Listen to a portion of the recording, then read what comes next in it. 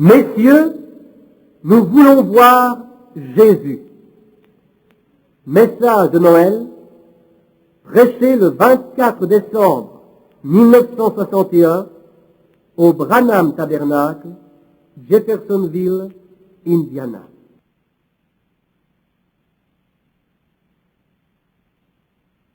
Merci, frère Neville, merci. Bonsoir, mes amis. J'ai essayé cet après-midi d'appeler chez lui frère Neville.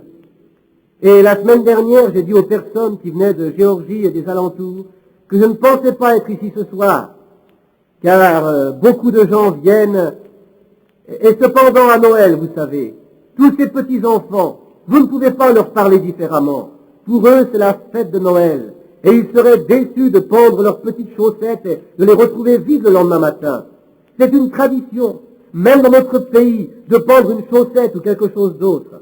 C'est pourquoi moi-même, j'en ai fait autant quand j'étais un enfant. Eh bien, cela est très éloigné de l'Écriture, mais c'est un sentier battu tel qu'il est. Et les enfants y sont habitués. Ils entendent les autres enfants dire « Eh bien, j'ai eu cela pour Noël, et encore ceci ». Et ces petits compagnons se tiennent là, tout autour, vous savez. Vous ne pouvez pas leur faire comprendre, voyez-vous.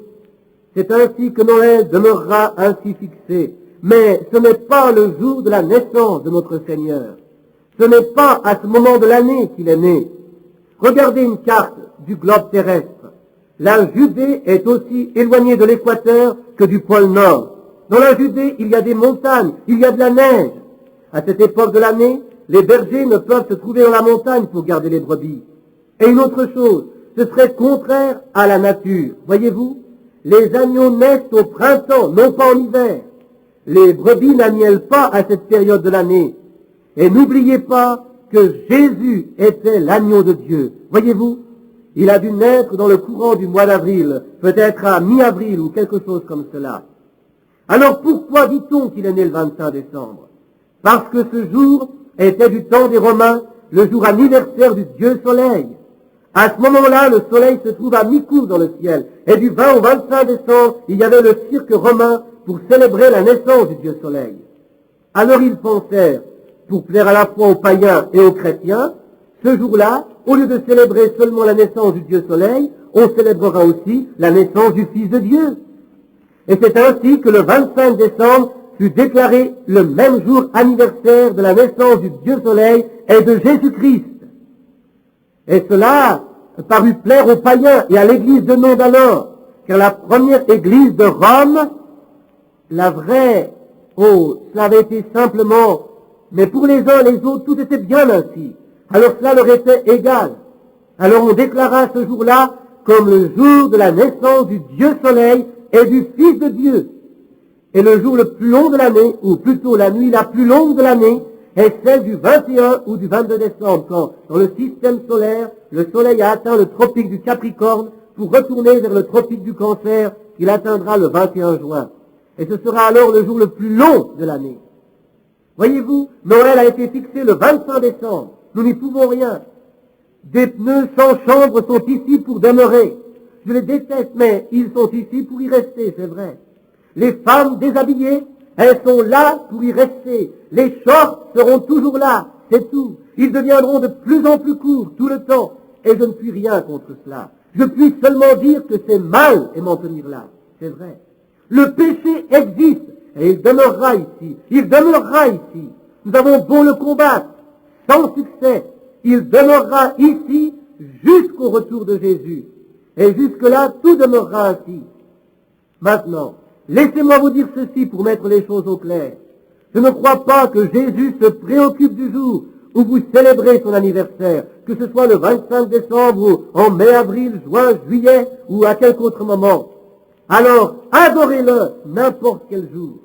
Mais voici ce qu'il en est. Ils ont choisi la sainteté de ce jour de Noël pour en faire non pas un anniversaire de Noël, mais un jour, non pas un jour d'adoration, mais une célébration. Voyez-vous? Vous entendez les gens dire, nous allons célébrer Noël. C'est faux. Nous ne devrions jamais célébrer Noël. Noël est un jour d'adoration, pas de célébration. Nous célébrons l'anniversaire d'Abraham Lincoln. Nous célébrons la naissance de George Washington. Et si vous vous trouviez au fin fond du sud du pays, vous célébreriez la naissance de Lee ou de Jackson. Leur jour de naissance est une célébration. Mais l'anniversaire de Christ, je le crois, devrait être un jour de consécration, d'adoration.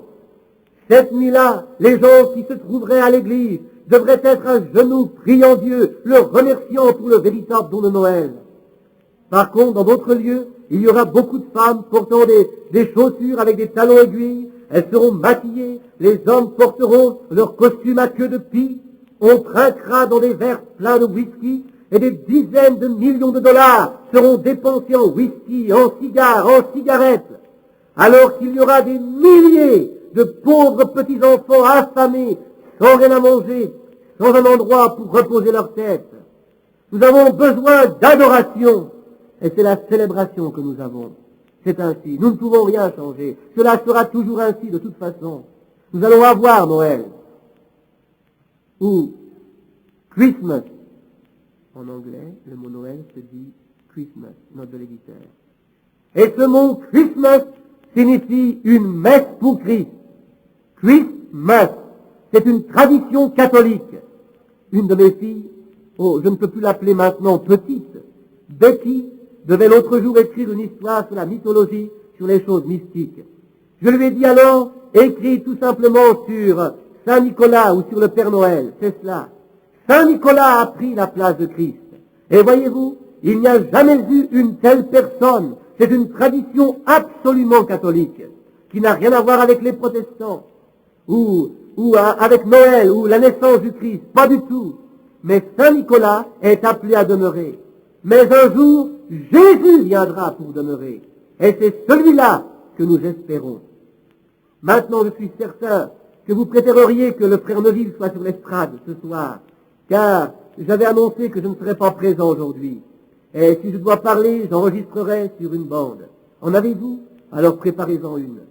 Et si durant cette réunion, le Saint-Esprit dit quelque chose, alors vous pourrez l'entendre. Voyez-vous? J'ai noté quelques écritures. Et cela constitue un petit texte. Je ne sais pas, mais je crois que le Seigneur va le bénir. Mais la coutume veut que durant ces nuits de dimanche, les gens sortent d'ici vers 9 heures du soir pour pouvoir sortir et ne rentrer chez eux que vers 1 heure du matin. Il y a un moment de suspense, Frère Branham a une conversation avec Frère Neville, note de l'éditeur.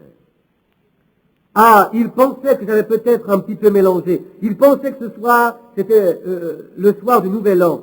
Nous nous attendons à une belle réunion le soir du Nouvel An. C'est le moment où tous les frères viennent ici pour avoir une grande communion les uns avec les autres dans cette soirée de Nouvel An. Et j'espère que ces quelques considérations n'auront pas été enregistrées sur la bande.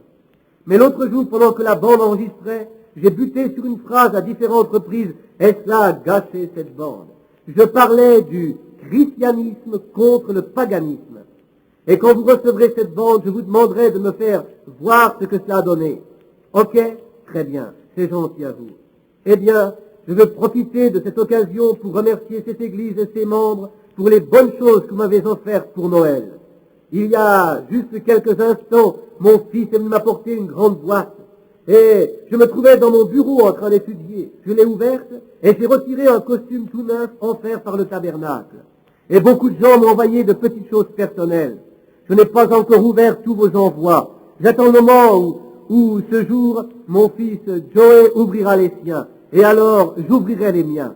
Je vous suis très reconnaissant pour tout cela. Que le Seigneur vous bénisse. J'aimerais moi aussi vous faire des cadeaux de Noël à chacun. Mais je ne peux pas le faire. Vous savez ce qu'il en est. Vous ne pouvez ne pas le faire, c'est tout. Si vous donnez un cadeau, c'est par respect de votre part comme cela, et vous pouvez ne pas le faire. Ainsi, un ministre de Dieu ne peut justement pas faire des choses comme celle-là. Et j'ai compris que ce matin, Frère Neville a reçu un par-dessus neuf. Eh bien, merci à tous pour Frère Neville. À ce sujet, il y a un petit secret entre Billy Paul et moi. Vous savez, je suis très lent à comprendre. De toute façon, j'arrive bien à saisir n'importe quoi, sur quoi que ce soit. Mais l'autre jour, Billy m'a dit, « Sais-tu, papa, je me trouvais au supermarché. Sais-tu qui j'y ai rencontré? Frère Neville. » Et avec un petit tremblement dans la voix, il a poursuivi. Il avait un par-dessus. Oh, il paraissait terrible. Je lui dis alors, le mien pourrait-il lui aller? Oh non, papa, c'est un homme qui est beaucoup plus large que toi. Ah, répondis-je, je vais descendre et je vais aller lui en acheter un. Alors je suis allé prendre mon chéquier à l'église, mais au même moment, Billy a couru vers moi avec un large sourire sur son visage, et il m'a dit sentencieusement, mais papa, l'église va lui en procurer un. Je sais que l'église pourrait probablement lui en donner un qui soit un peu meilleur que je ne pourrais le faire moi-même. Et je pensais, c'est tout simplement merveilleux, comme nous pouvons tous nous aider. Mais nous savons que ce par-dessus venait bien à point pour frère Neville qui en avait réellement besoin. Savez-vous, je vais vous raconter quelque chose à ce sujet. J'étais en train de lire l'histoire de la Bible. C'est ce que je faisais dans ces dernières semaines, les 2 derniers mois.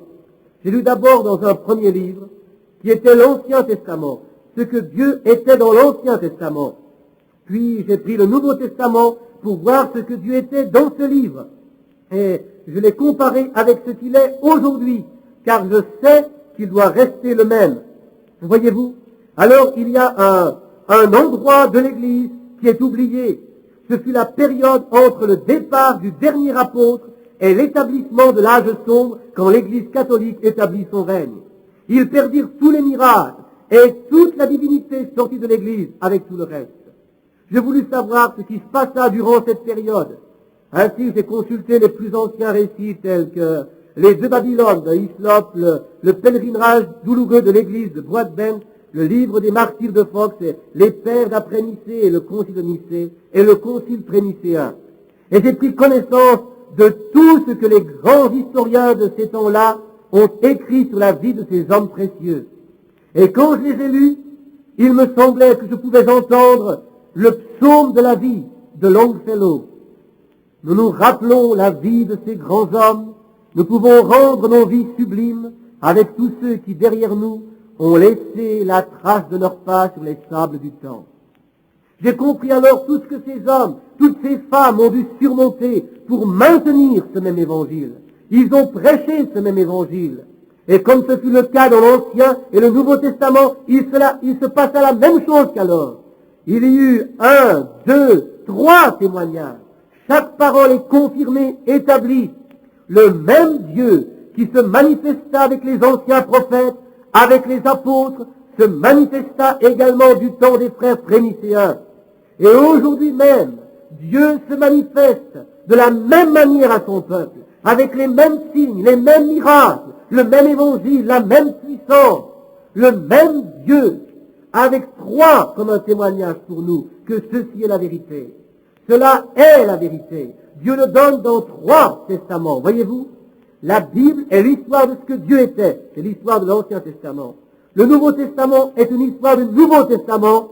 Et le concile de Nicée, les pères de l'Église, le concile post-nicéen sont l'histoire de l'Église de ce temps-là. Et aujourd'hui, l'histoire se renouvelle exactement comme elle était.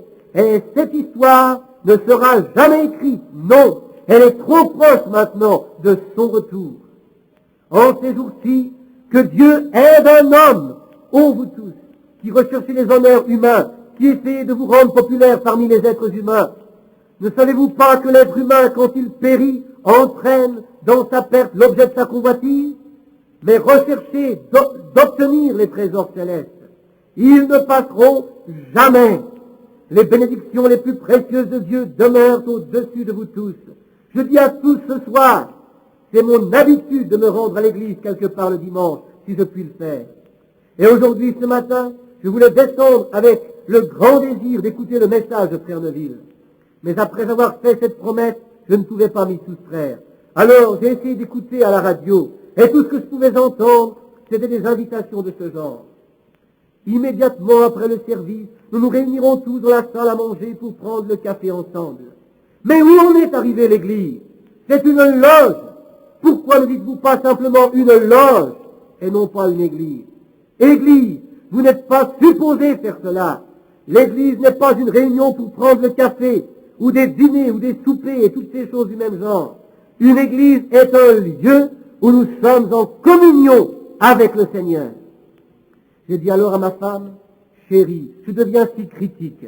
Je déteste descendre dans le tabernacle, ou même prendre place dans la chair. Oh, les anciens que j'ai paraissent encore pires que moi. Je ne veux pas je ne veux pas être comme cela, mais en moi il y a quelque chose qui me pousse à être ainsi. Est-ce que je perdrai mon esprit? Pourquoi est-ce que je ne peux pas me joindre à la foule? Pourquoi ne puis-je pas agir comme les autres frères? Pourquoi ne puis-je pas créer une organisation à moi et la développer comme ils le font? Pourquoi ne puis-je pas sortir et essayer de frapper toujours le même coup de marteau devant les gens et des choses de ce genre? Pourquoi est-ce que je ne peux pas faire autrement? Alors je dis à ma femme, je crois que je suis en train de perdre l'esprit. Alors je revins à la parole. Elle est là. Je dois m'en tenir à cette parole. Je disais, si ce n'était pour la parole de Dieu, et si je ne savais qu'il y avait un Dieu, j'irais me construire une petite cabane quelque part tout là-bas dans la Colombie-Britannique, ou tout là-haut dans les montagnes du Canada, où je ne verrais aucun être humain de toute l'année. Et là-bas, là-haut, j'entendrai la voix de Dieu dans les ruisseaux agités. Je l'entendrai quand il poussera un cri perçant au travers du loup, au sommet des montagnes. Je l'entendrai chuchoter au travers des grands pins, et je verrai son visage dans le miroir du lac, quand il réfléchirait la silhouette des montagnes escarpées. Là-haut, je pourrai adorer Dieu tous les jours de ma vie. Je sais que je serai plus près de Dieu là-bas qu'il en serait ici, en entendant tous les papotages dans les soupers, les réunions de café, dans ces réunions de thé, et dans toutes ces sortes de genres que nous avons aujourd'hui dans ce qui est appelé une église. Des credos, des fictions, des fables, et toutes ces autres choses qui prennent la place de l'évangile. Oh, je ferais mieux de lire quelques écritures que je n'ai pas notées, et puis nous commencerons le message. Mais avant de lire la Bible, parlons à celui qui l'a écrite, pendant que nous inclinons nos têtes. Ce soir, étant la veille de Noël, voici le genre de requête que nous pouvons présenter à notre Seigneur. Ô Seigneur, je suis dans mon cœur reconnaissant à Christ, et je veux en ce moment me rapprocher encore un peu plus près de lui. Je ne veux pas retourner à une mangeoire dans une étable, mais de tout mon cœur, je veux faire une mangeoire, non pas pour un Christ enfant, mais pour un Christ qui est Dieu, Emmanuel. Faites-le connaître en levant votre main à Christ. Que le Seigneur vous accorde selon cette requête. Ô Père Céleste, en ce moment, nous sommes assemblés dans la maison qui est appelée la maison de prière. L'endroit où nous nous assemblons pour adorer le Seigneur Jésus dans toutes ses grandes œuvres, pour enseigner sa parole et pour croire que Jésus est la parole. Nous te remercions pour cette soirée et cette occasion qui est devant nous pour apporter la parole du Dieu vivant à un peuple vivant. Et tout spécialement à ceux qui vivent en Jésus-Christ, qui ont été régénérés, qui sont nés de nouveau, qui sont devenus de nouvelles créations. Nous profitons de cette occasion pour apporter l'assurance à ceux qui ne sont pas encore de nouvelles créations en Christ, que ce soir même, ils peuvent devenir de nouvelles créations en Christ. Donne à chacun de ses amis le désir de leur cœur, et puissent-ils ce soir, s'ils ne l'ont pas encore déjà fait, entrer dans cette grande universelle Église catholique. Cette Église catholique universelle, comme elle existe dans le monde entier, apostolique, composée des saints nés de nouveau du Dieu vivant. Accorde-le, Seigneur, que chaque personne devienne un membre de cette Église, parce qu'elle est un corps et pas un bâtiment, mais le corps de Christ. Et nous tous, nous sommes les membres de ce corps. Accorde-le, Seigneur. Que les grands dons de Christ soient déversés ce soir sur ceux qui appartiennent à ce corps. Non pas un paquet bien ficelé avec un cadeau à l'intérieur, comme nous, êtres terrestres, nous pouvons nous donner l'un à l'autre en témoignage de l'amour que nous avons l'un pour l'autre. Non, Seigneur, mais que ce soit ce sceau du Saint-Esprit qui descend dans l'âme de l'homme, lui donnant la vie éternelle. Bénis-les tous, Père, tandis que ce soir, autant que nous le sachions, nous sommes heureux et en bonne santé, pouvant nous réchauffer auprès d'un bon feu, ayant un toit au-dessus de nos têtes.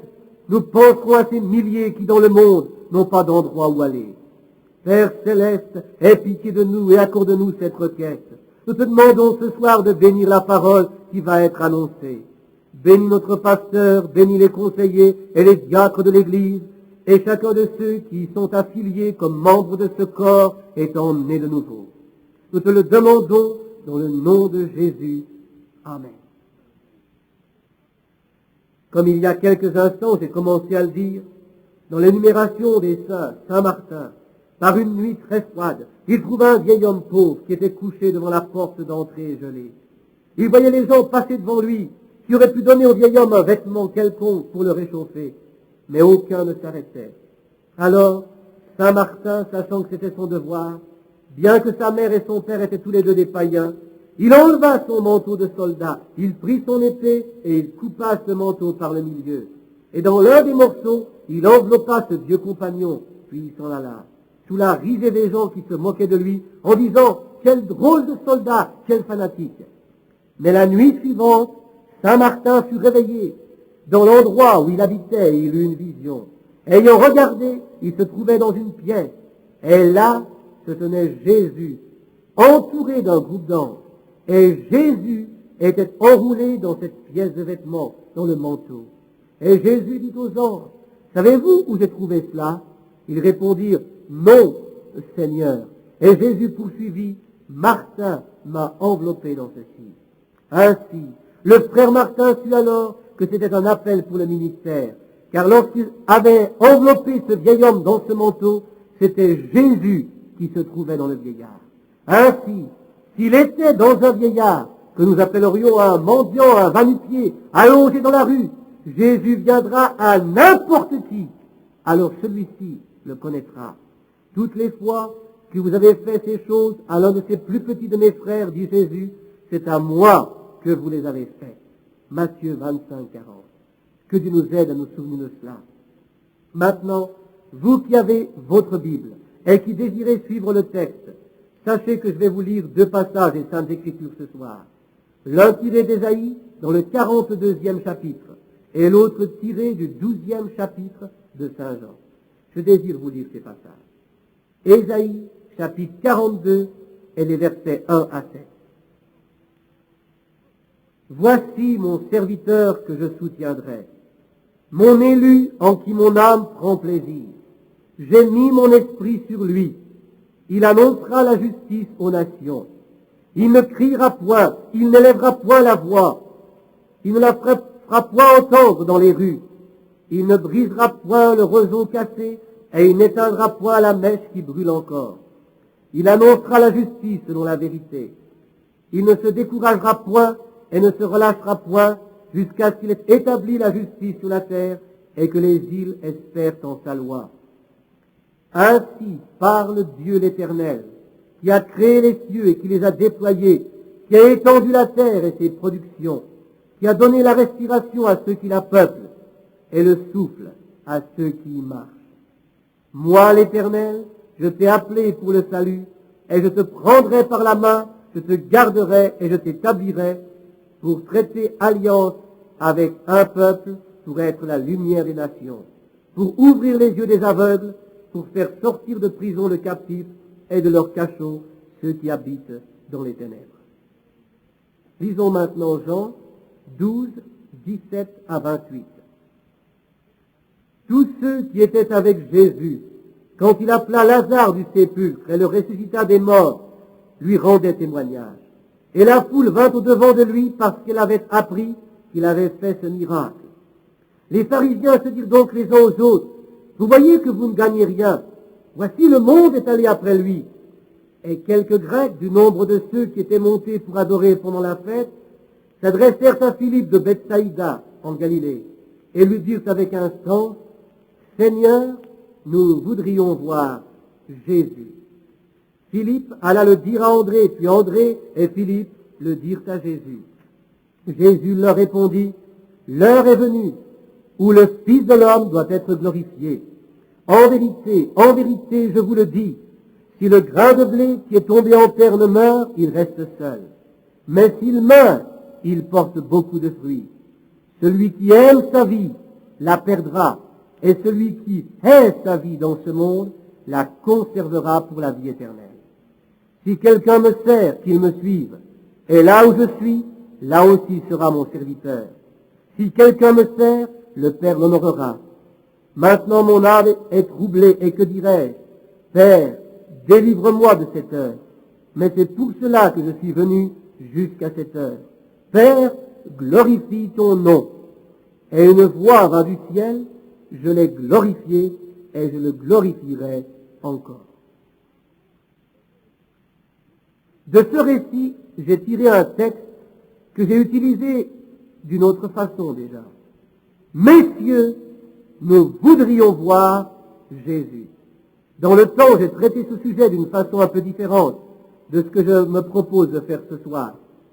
Mais ce cadre paraît peu conforme à un message de Noël. Je pense aujourd'hui que vous avez entendu à la radio, voici 3 hommes de l'Orient, et aussi la petite ville de Bethléem, et encore la nuit silencieuse.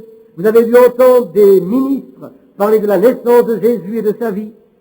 Et cet après-midi, et ces 2 ou 3 derniers jours, vous avez entendu beaucoup de prédications à ce sujet. Aussi ce soir, je voudrais vous présenter mon message de Noël sous un angle différent. Je ne vous parlerai pas de la naissance de Jésus, mais je vais vous parler de lui d'une façon différente. Cette présentation est la plus inhabituelle, je le reconnais, mais c'est dans les choses surnaturelles que nous voyons la vérité de la parole de Dieu. C'est dans le surnaturel, c'est d'une manière surnaturelle que le peuple reconnut comme Messie. C'était suivant la parole de Dieu, non pas de la manière que les pharisiens, les sadducéens enseignaient aux Juifs. C'est une chose surnaturelle de voir le Messie naître dans une étable, au lieu de descendre les grands couloirs des cieux, comme il se l'était imaginé. C'est ainsi qu'il disait qu'il viendrait. Et c'était une chose surnaturelle que de voir près du Jourdain les montagnes bondir comme de petits béliers. C'était une chose surnaturelle que de voir son messager Jean-Baptiste, que l'on supposait être un prêtre distingué, cultivé, pour annoncer la venue du Messie. Quand on vit à la place un homme hirsute, le visage couvert de poils, il était ceint d'une peau d'animal qui lui servait de vêtement. Il marchait dans la boue jusqu'au-dessus des chevilles, peut-être. Oh, quel brûlant message il apporta aux pharisiens et aux sadducéens, en traitant ces docteurs de race de vipères. Ce n'était pas habituel pour un homme de faire cela. C'était surnaturel. Mais c'était aussi ce moyen qu'il fallait employer pour découvrir la vérité et la vie. Une façon inhabituelle, non pas le chemin de la routine, non pas les sentiers battus, mais une voie surnaturelle. Et c'est le désir de mon cœur ce soir, que dans cette écriture non habituelle, nous puissions trouver la vraie signification de Noël. Ce que Noël signifie pour nous et comment nous devons nous en approcher. Dans tout ce que nous venons de lire, ces Grecs voulaient voir Jésus. Ils sont venus pour voir Jésus. Il n'y a aucun doute que tel que vous et moi, ils ont entendu parler de lui, les grandes œuvres qu'il avait accomplies, les grandes prédications qu'il avait apportées, les événements surnaturels de sa vie. C'est pourquoi il devint une personne surnaturelle. Je désire m'arrêter ici pour vous dire ceci. La plupart du temps, quand Dieu se trouve dans une personne, vous allez découvrir une personne des plus surnaturelles que Dieu utilise d'une façon des plus surnaturelles. Jésus était ce type de personne. Il attirait les gens à lui pour qu'ils puissent découvrir ce qu'il était et qui il était. Évidemment, ces Grecs étaient des païens puisqu'ils adoraient des idoles. C'était des gens tout à fait bien, je veux dire, des sculpteurs, des athlètes, ils s'y connaissaient en art. Et dans l'art, le grand art grec, même jusqu'à ce jour, ils n'ont pas vu leur pareil. Ils étaient également un grand peuple athlétique. Comme ils adoraient des milliers de dieux, sachant qu'il y avait quelques dieux quelque part, car ils avaient entendu parler d'un Dieu historique qui avait fait de grands miracles parmi les Hébreux. Et cela a attiré leur attention. Ils avaient entendu dire que ce Dieu des Hébreux, faiseur de miracles, était de nouveau dans leur pays, qu'il vivait avec eux de nouveau. Voilà pourquoi ils vinrent en Palestine, pour voir Jésus. Notez qu'habituellement, ceux qui veulent trouver Jésus cherchent d'abord une personne qui puisse leur servir de guide pour les amener à Jésus. Un conducteur ou un de ses serviteurs ont été ainsi utilisés dans ce but. Aussi, Jésus, si jamais il choisit un serviteur, il choisit toujours quelqu'un qui conduira à lui les gens, parce que c'est son rôle de servir le peuple. Et nous voyons maintenant que ces Grecs sont amenés en la présence de Jésus. Ils avaient d'abord consulté Philippe, et ce dernier dit, il y a ici quelqu'un qui veut voir notre Seigneur. Aussi, ne serait-ce pas juste que moi seul, j'ai l'honneur de présenter ces Grecs à mon Seigneur. C'est pourquoi je vais prendre André pour m'accompagner. Alors tous ensemble, ils allèrent chercher André, et ce dernier et Philippe présentèrent alors ces Grecs à Jésus. Maintenant, il y a quelque chose de très important, un texte qui n'est pas commun. Aussitôt que ces Grecs s'approchèrent de Jésus, celui-ci ne se fit pas connaître à eux. Parce que ce n'est pas ainsi que vous pouvez connaître Jésus. Jésus ne peut pas être connu de cette façon-là. Nous voyons ici dans l'Écriture que lorsque ces Grecs se trouvèrent en la présence de Jésus, il semble que Jésus aurait pu leur dire, « Eh bien, c'est moi, je suis le Messie de la race juive, qui depuis des siècles a été prédit par les prophètes, sous l'inspiration de Dieu. Je suis ici en ce moment même.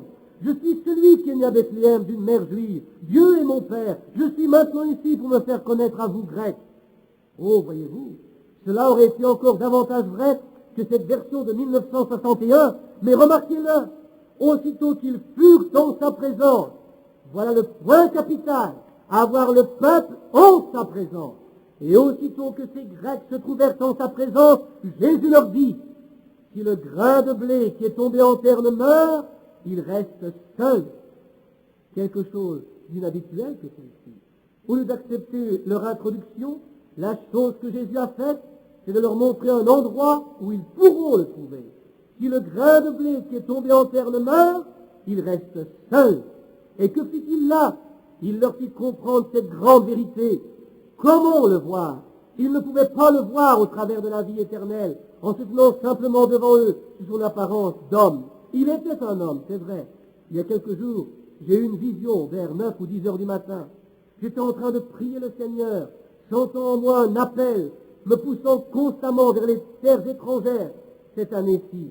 Je voulais partir aussitôt dans le monde entier. Je voulais aller en Norvège, en Allemagne, en Afrique et vers beaucoup d'autres pays cette année-là, si le Seigneur le permettait. Et dans mon cœur, j'avais simplement un appel pour partir outre-mer. Alors que je priais, le Seigneur de tout mon cœur, une vision apparut devant mes yeux. Je me tenais debout. Puis je traversais un couloir et je suis entré dans une salle d'un magasin où se trouvaient tout particulièrement deux femmes. L'une se trouvait à un comptoir et l'autre à un comptoir voisin. Elles vendaient différents produits. Et je me tins immobile pendant un moment. Et je me demandais ce qu'il en était. Puis je vis un homme entrer dans le magasin. Et il acheta à la vendeuse du premier comptoir un petit flacon de parfum destiné à une autre femme, peut-être son épouse. Alors je m'approchais de ce comptoir et je dis, combien coûte ce parfum? Je voudrais l'acheter pour mon épouse, mais je désire du lilas. La vendeuse répondit, le petit flacon acheté par ce dernier client pour sa femme coûte 40 cents. Mais ce n'est pas du lilas. Mais cet autre flacon de lilas coûte $1,98. Je pensais, je vais prendre ce dernier. Je pris mon portefeuille et je pensais avoir donné à la vendeuse 2 billets d'$1 américain. Mais celle-ci me rendit mon argent en me disant, monsieur, je ne connais pas ce genre de billet. Elle me le rendit. C'était un billet canadien de $5. Pardonnez-moi, je pensais qu'il s'agissait d'$1 américain. Je lui dis alors, je suis missionnaire et au cours de ces missions, je reçois de l'argent des différentes parties du monde. Voilà pourquoi j'ai commis cette erreur. En me rendant la monnaie, elle me dit, un missionnaire? Oui, madame. Et pendant que je lui parlais, elle regarda l'autre vendeuse qui acquiesçait de sa tête. Alors elle lui dit, chérie, croyez-vous que le frère Branham a raison de demander aux femmes d'aujourd'hui de vivre comme il nous le dit, à savoir de ne pas couper nos cheveux, de ne pas porter ces vêtements que nous portons et d'autres choses semblables? Ne pensez-vous pas qu'il se trompe à ce sujet? Et l'autre répondit à son ami, oui, continuez ma chère, vous, Ruth, ou tout autre prénom, vous avez l'inspiration, dites-le lui. Alors rapidement je savais que j'étais dans la vision, et qu'il y avait là toujours ces deux femmes, voyez-vous, d'un côté l'église unitaire, de l'autre l'église trinitaire, les deux, face à face, elles étaient là. Et l'une disait oui, et l'autre disait, je ne pense pas que nous devrions faire comme cela, parce que nous n'avons jamais vu ses yeux, nous ne connaissons pas son aspect, nous ne pourrions savoir à quoi il ressemble, alors pourquoi le ferions-nous? Et je portais sur moi un vieux costume de patrouilleur. Je dis alors à ces deux femmes, un petit moment, mes sœurs, voyez-vous, vous avez à vivre tout simplement en accord avec la Bible, sans vous soucier comment il était. Elles répondirent, mais nous n'avons jamais vécu à cette époque-là, nous ne l'avons jamais vu. Je dis alors, moi, je l'ai vu. Je pensais, Seigneur, je suis maintenant en présence de deux grandes églises intelligentes. En ce moment, tu as à me donner de la sagesse. Et je m'entendais continuer à parler. Je veux que vous examiniez cela. Je n'y avais jamais pensé dans toute ma vie. Je leur dis alors, l'homme d'aujourd'hui doit être semblable à ce qu'il était en ce temps-là, parce qu'il est le même homme il possède toujours les mêmes 5 sens, et s'il est devant Jésus, en le regardant bien en face, il lui faudra néanmoins avoir toujours ce 6e sens de la foi pour le croire, quelle que soit son apparence. De toute façon, il faudra qu'il croie en lui. Alors ces 2 femmes se cachèrent le visage, couvertes de honte. Elles me dirent, nous ne l'avons jamais vu, monsieur, de cette façon-là. Elles s'éloignèrent, et moi je retournai chez moi pour recommencer une nouvelle tournée de mission. Je savais que cette vision était pour moi un rappel pour cela. Mais revenons à nos Grecs, voyez-vous. Ils se trouvaient en la présence de Jésus-Christ, et lui, il les dirigea vers la vérité. Il leur dit que c'était à la croix qu'ils pourraient le voir. C'est là l'endroit, à la croix. Si le grain de blé ne tombe, il reste seul s'il ne meurt pas. Lui, Jésus, étant ce grain de blé qui est tombé dans le sol, a dit qu'il apporterait l'abondance s'il mourrait dans cette terre. D'abord, le grain doit être germé, c'est-à-dire porter la vie en lui-même, sinon il ne produira rien. Il doit avoir la vie en lui avant de tomber dans la terre.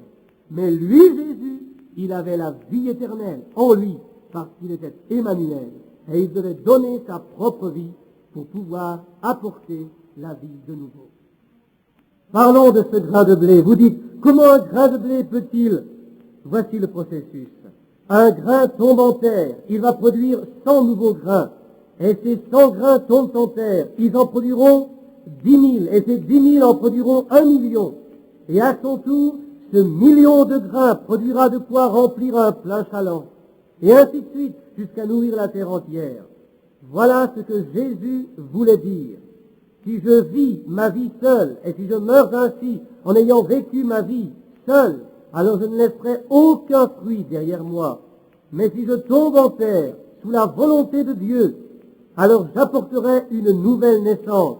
Et dans cette nouvelle naissance, il y aura l'apport d'une autre nouvelle naissance, puis une autre avec une nouvelle naissance, jusqu'à ce que le monde entier devienne missionnaire et prêche la parole. Cet évangile doit être prêché dans le monde entier pour témoigner de moi. Ces signes accompagneront ceux qui auront cru. Alors, si nous-mêmes, dans notre ministère et dans nos pensées et dans notre vie, si nous demeurons tels que nous sommes, nous ne pouvons rien faire de bon. Nous devons aussi mourir sur l'autel, ou alors nous vivrons seuls. Et nous vivrons dans quelque dénomination ou credo, nous vivrons dans quelque organisation, mais si nous mourons à nous-mêmes, alors le Saint-Esprit se répandra partout par nos lèvres. Il nous faut mourir. Nous devons réaliser que nous devons mourir pour apporter une nouvelle vie. Oh, comme Jésus a dit de grandes choses dans ses paroles. Si vous voulez me voir, vous devez mourir à vous-même, et alors vous produirez une nouvelle vie. Maintenant, si nous voulons le voir, si jamais vous vous attendez à le voir, vous ne le verrez jamais en vous joignant à une église quelconque, en conservant un livre de loi quelconque, ou en vous servant de credo, quel qu'il soit. Vous le verrez quand vous serez mort à vous-même. Si vous venez au calvaire, étant crucifié à vous-même, alors vous verrez Jésus. Nous voudrions voir Jésus. En premier lieu, avant de dire quoi que ce soit à ces Grecs, Jésus leur montra l'endroit où ils pourraient le trouver. Comme pour tous les gentils ou pour tous les gens, vous trouvez Jésus à la croix quand vous-même vous êtes crucifiés avec lui. Aujourd'hui, nous essayons de le trouver dans n'importe quoi. Nous essayons de le trouver dans un bâtiment religieux. Nous essayons de le trouver dans une dénomination. Nous essayons de le trouver en disant quelques credos. Nous essayons de le trouver en observant certains jours, en obéissant à certains rites. Mais nous ne le trouverons pas tant que nous n'irons pas au calvaire. C'est là que nous sommes crucifiés, que nous tombons en poussière, que nous mourons à nous-mêmes et que nous naissons de nouveau. Alors là, nous trouvons Jésus. Oh, combien ils sont nombreux aujourd'hui, ceux qui maintiennent leur position, leurs propres idées. J'ai mon propre chemin, je crois à ceci. Mais vous ne pouvez pas trouver Jésus tant que vous n'êtes pas mort à vous-même et tant que vous n'acceptez pas lui qui est la parole. Alors vous trouverez la vie. Oh, comme tout est différent de nos jours, comme les églises sont différentes aujourd'hui, comme les disciples de ce jour sont différents de ceux du temps de Jésus. Que font-ils aujourd'hui si vous allez vers eux? Dans le temps de Jésus, les disciples, avant de dire quoi que ce soit, amenèrent les Grecs dans la présence de Jésus. Et qu'il est le même hier, aujourd'hui et pour toujours, il agira de même aujourd'hui envers vous quand vous serez en sa présence. Aujourd'hui, les disciples sont bien différents. Ils vous conduisent devant une crèche, ou une mangeoire, ou un Saint-Nicolas pendant Noël, ou devant un lapin au chocolat pour Pâques, ou quelque chose d'autre, au lieu de vous conduire à Christ. Ils ne vous amènent jamais dans la présence de Christ. Noël, ce n'est pas Christ. Non. Aujourd'hui, ils vous conduisent dans un autre endroit pour voir une autre statue ou quelque église, quelque organisation, quelque loi doctrinale, mais jamais ils ne vous mettent en présence de Christ. Un disciple vraiment authentique vous conduira aussitôt en présence de Christ. Et de là, Christ vous montrera ce que vous avez à faire. Aujourd'hui, certains disent, l'esprit s'est enfui de Noël. J'ai entendu beaucoup de ministres qui, à la radio, ont dénoncé la présence de Saint-Nicolas durant Noël. Noël, ce n'est pas cela. Nous n'aurions pas dû y joindre Saint-Nicolas et toutes ces choses. Par contre, j'ai entendu sur cette même radio un autre ministre exposer son point de vue à ce sujet. Si vous enlevez Saint-Nicolas de Noël, l'esprit de Noël disparaît. Dans ce cas-là, c'est l'esprit de Saint-Nicolas qui disparaît. Là, je suis d'accord. Au fait, que représente l'esprit de Saint-Nicolas? Saint-Nicolas est un mythe venant d'Allemagne. C'est une tradition de l'Église catholique en Allemagne. Ce n'est pas l'esprit qui fait Noël. L'esprit de Christ dont il est parlé à Noël, c'est le Saint-Esprit. Et ce n'est pas une célébration, mais une adoration du Dieu vivant. Mais ce pasteur poursuivit, si vous enlevez Saint-Nicolas, alors il n'y a plus d'esprit dans Noël. Pouvez-vous imaginer un ministre de Dieu disant cela sur les ondes? C'est bien ce qu'il a dit. Supprimez Saint-Nicolas, vous n'avez plus l'esprit de Noël. Peut-être cela est vrai si vous décomposez le mot Noël, Christmas, en une messe pour Christ. Sortez Saint-Nicolas de votre vie. Ouvrez grand votre cœur et laissez Christ y pénétrer. Mourez à toutes ces choses du monde pour posséder le vrai Noël. Oui, c'est bien différent de ce qui se passait alors, mais c'est changé, dites-vous. Non, non, le Christ n'a pas changé. Les disciples d'aujourd'hui sont bien différents de ce qu'ils étaient dans l'ancien temps. Aujourd'hui, les disciples amènent des orateurs, ou plutôt ceux qui cherchent, contrairement à cela, les anciens disciples amenaient celui qui cherchait en la présence de Dieu. Aujourd'hui, les disciples de ce jour les mettent en présence de quelque église organisée, de quelque groupement, de quelque credo, de quelque doctrine, au lieu de les conduire dans la présence de Christ. Prenons le mot Noël. C'est très rarement que vous avez jamais entendu que le nom de Christ en fait partie. Cela ne nous frappe pas. Les lumières, l'atmosphère sont pour Saint-Nicolas et non pour Christ. Les gens se rendent difficilement compte de la signification de Noël. Ils l'ont simplement paganisé. Ils continueront de le faire jusqu'à ce que tout soit devenu paganisé. Ce jour-là est un grand jour commercial de célébration. Maintenant, si l'on veut instituer un jour commercial de célébration, comme le jour des mères, ou le jour des pères, ou des fils, ou le jour des filles, c'est parfait. Mais gardez tout ce qui est commercial loin de Noël.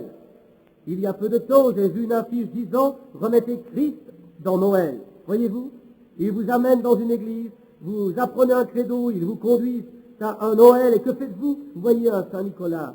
Ils vous conduisent dans une église, et vous y voyez une organisation. Mais Christ, lui, les amène à la croix. Et quand un vrai disciple vous met en présence de Christ, alors Christ vous conduit à la croix où vous êtes crucifié avec lui. Et sa vie éternelle et votre propre vie se rencontrent. Votre vie meurt et vous revêtez sa vie éternelle. Alors vous êtes un enfant de Dieu. Amen. Quelle différence entre les premiers disciples et ceux d'aujourd'hui. Si vous demandez à un disciple, j'aimerais connaître le Seigneur Jésus, il vous répondra, très bien, maintenant, voyez, nous appartenons à une certaine église, venez nous voir et joignez-vous à nous, voyez-vous? Ou bien il vous dira, nous faisons partie de cette certaine société et venez vous y joindre. Actuellement, voilà ce que vous entendrez. Mais Jésus-Christ lui-même dirigea les regards de ces gens sur sa mort. Et il dit, à moins que le grain de blé ne tombe en terre, il reste seul. Oh, combien ce langage est différent. Oui, monsieur, quelle différence. Mais votre vie et sa vie se trouvent l'une l'autre, non pas à l'église, non pas dans un bâtiment, non dans un credo, non dans de bonnes œuvres, mais seulement à la croix, où vous êtes crucifiés avec lui. C'est là que vous trouvez le Christ. Vous ne le trouvez pas en agissant mieux, en tournant une nouvelle page, en commençant une nouvelle vie. Vous ne le trouvez pas ainsi. Vous trouvez le Christ seulement dans la mort. Non pas dans une mangeoire, ni dans une confession. Ce n'est pas en croyant certains credos, certaines fables, que vous trouverez Christ là. Un véritable serviteur vous amène à lui, et il est la parole. Vous me dites, alors frère Branham, si aujourd'hui Christ est sur la terre, un serviteur authentique l'amènerait à lui, à Christ? Eh bien, Christ est ici dans la forme de la parole. Et la parole apporte la vie, car il est la parole. Christ est la parole. Oui, monsieur, il est lui-même la parole. Le véritable serviteur vous amène à la parole. Voyez-vous? Il est la parole. Il est cette Bible rendue vivante. Et quand vous mourrez à vous-même avec Christ comme un grain de blé, alors la parole vit en vous et produit les mêmes résultats que ceux constatés dans ce grain de blé vivant qui est tombé en terre. Amen. Vous êtes participants dans sa résurrection. Vous êtes participants avec lui dans toutes ses bénédictions, dans toutes ses manifestations. Vous êtes participants avec lui dans tout ce qu'il a fait. Voyez-vous? Il est la parole, avec sa véritable interprétation. Vous allez me dire, oh, mais nous croyons la Bible, monsieur, nous croyons la Bible. Alors, si vous croyez la Bible, Jésus a dit dans cette Bible, dans Jean 14, 12, celui qui croit en moi fera aussi les œuvres que je fais. C'est la véritable interprétation, car Dieu lui-même est en vous, vous donnant sa propre interprétation. Gloire! Voilà la véritable interprétation. Dieu est en vous, interprétant ses propres paroles. Amen. Jésus n'a-t-il pas dit dans Marc 16, 17, voici les miracles qui accompagneront ceux qui auront cru? Dieu en vous donne sa propre interprétation. Vous n'avez pas à regarder à quelqu'un d'autre. Dites, la parole dit ceci, croyez-le, et cela s'interprétera de soi-même, parce que c'est Dieu qui se servira de vous pour interpréter sa propre parole. Amen. Christ est l'interprétation vivante de sa propre parole. Regardons comment certains interprètent la parole, et si cette interprétation est la bonne. Nous allons chez les méthodistes, ils disent, nous avons la bonne interprétation. Les baptistes, ils disent de même, ainsi que les presbytériens. L'Église de Christ, soi-disant, elle dit également qu'elle possède la véritable interprétation. Tous ont la bonne interprétation, et toutes ces interprétations sont différentes les unes des autres. Alors il doit y avoir quelque chose de faux quelque part. Voyez-vous? Le seul moyen que nous pouvons trouver, c'est de trouver le moyen que Jésus indiqua aux Juifs pour interpréter la parole. Amen. Et si le Christ a dit ainsi, c'est que c'est vrai. Les méthodistes disent, le moyen de nos frères pour l'interpréter, le concile. Les baptistes disent, le moyen que nous utilisons pour l'interprétation. Et les presbytériens disent de même. Mais le moyen qu'utilisait Jésus pour interpréter sa parole est le seul qui soit correct. Voyons comment il interprétait la parole. Il disait, si je ne fais pas les œuvres de la parole de mon Père, ne me croyez pas. Matthieu 10, 37. Cela règle tout. Voilà comment Jésus interprétait. Il disait aussi dans Matthieu 10, 38, si vous ne pouvez me croire, croyez aux œuvres que j'ai faites. Mais si je ne fais pas les œuvres de mon Père, ne croyez pas du tout. Amen. C'est réglé. Celui qui croit en moi fera aussi les œuvres que je fais. Voyez-vous?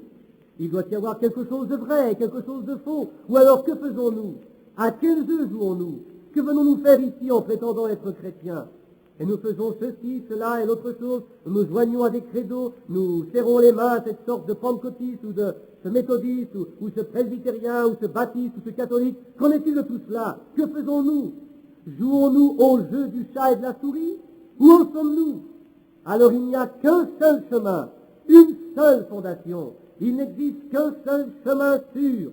C'est l'interprétation que Jésus a donnée à la parole. Alléluia! C'est la seule interprétation qui soit juste. Il a dit, si je ne fais pas les œuvres que mon Père m'a dit de faire, alors ne croyez pas en moi. L'interprétation pour ce jour est ce que Jésus a dit. Celui qui croit en moi fera les mêmes œuvres que je fais. Et les Écritures disent aussi dans Hébreux 13, 8, il est le même hier, aujourd'hui et pour toujours.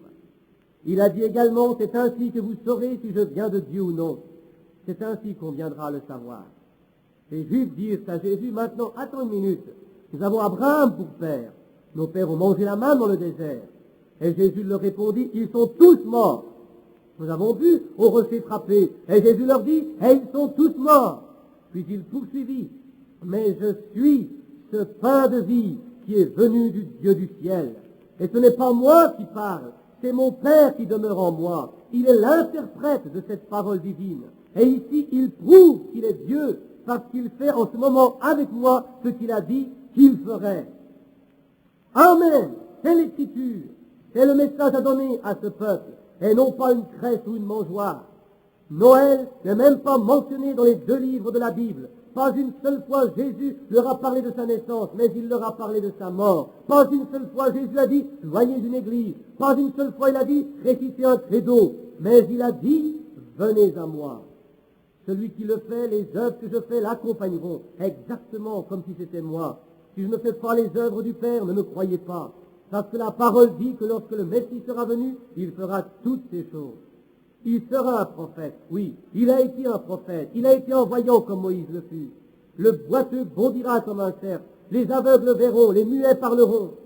Il démontrera en lui comment il pourra accomplir les signes du Messie. Et maintenant, disait-il, si ces signes du Messie ne concernent pas mon ministère, alors ne croyez pas en moi.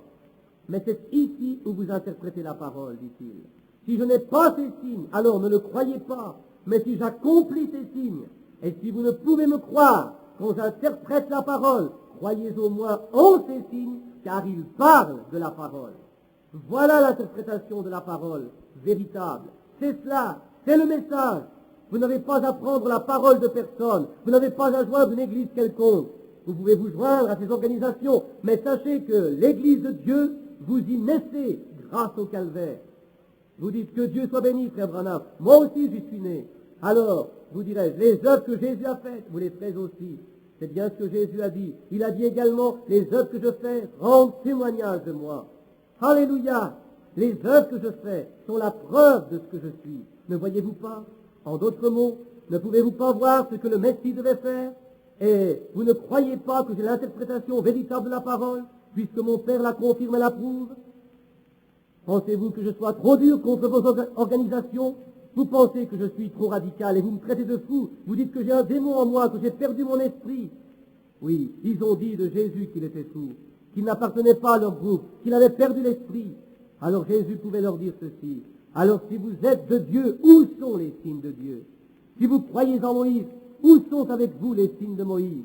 Si vous croyez aux prophètes, où sont avec vous les signes des prophètes?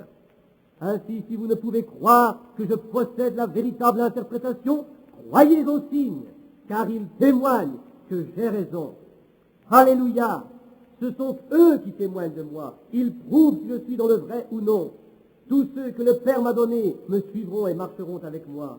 Et personne ne vient à moi à moins que le Père me l'attire. C'est vrai. Et cependant, malgré toutes les œuvres que Jésus a faites, la Bible dit que cependant, ils ne pouvaient le croire. Car Ésaïe a prophétisé, ils ont des oreilles et ils n'entendent pas, ils ont des yeux, ils ne voient pas, ils sont aveugles comme des chauves-souris. Ils ne peuvent pas le voir parce que les prophètes ont dit qu'ils ne le pourraient pas. Aujourd'hui, il en est de même qu'en ce temps-là. Il leur dit, si vous ne pouvez, oh, je fais les œuvres, ce n'est pas moi qui parle la parole, ce n'est pas moi qui fais les œuvres, mais c'est mon Père. Si vous saviez ce que Dieu était, il l'est toujours, c'est un créateur. Dieu était celui qui était sur Moïse, et Dieu en Moïse a prédit mon jour. Dieu était dans l'Ancien Testament. Il est même allé jusqu'à dire, celui qui était sur les prophètes vous a dit que ce chef des prophètes viendrait un jour, et qu'autour de lui se rassembleraient les enfants. Si vous ne pouvez croire que je vous interprète la parole, alors croyez les signes, car il parle de moi. Oh, il ne pouvait croire, il ne pouvait voir cela. Il était Dieu dans la chair. Car qu'était-il? Il était la parole manifestée, rendue manifeste. Il était ce que Dieu avait promis. Écoutez, vous tous, Branham Tabernacle, dans cette soirée de veille de Noël, humiliez-vous à genoux. Voyez-vous, si Jésus n'était pas cette parole manifestée, Dieu ne l'aurait pas confirmée. C'est sûr.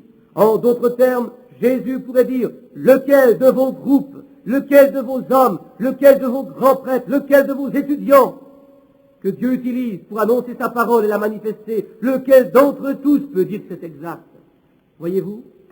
Ces Juifs pouvaient dire, nos hommes sont instruits, nous sommes intelligents, nous connaissons cette Bible de génération en génération. Mais alors, pourquoi Dieu ne la fait-il pas vivre de nouveau dans ces hommes, si c'est la parole de Dieu?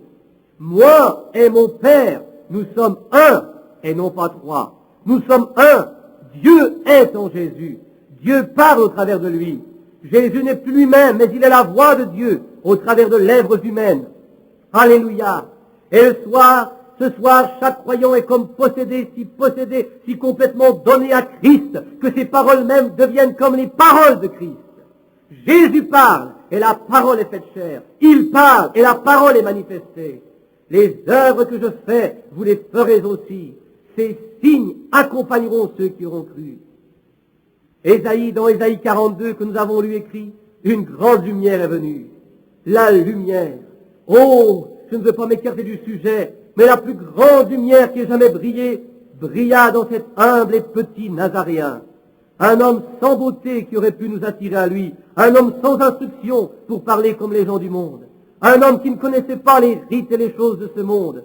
Mais un homme qui pouvait lier les démons et ressusciter les morts. Et les démons tremblent devant lui, et Dieu le glorifie du ciel, et il répète, celui-ci est mon fils bien-aimé. Il ne le dit pas devant tous ces pharisiens, mais devant un groupe sélectionné qu'il avait appelé. Une grande lumière. Pourquoi une plus grande lumière brillait de sa parole? Qu'était la parole? Elle était Christ. Et lui, qu'était-il? La parole qui apportait la vie. Et la parole, amenée à la vie, donna une lumière plus grande encore quand il dit que la lumière soit dans Genèse 1.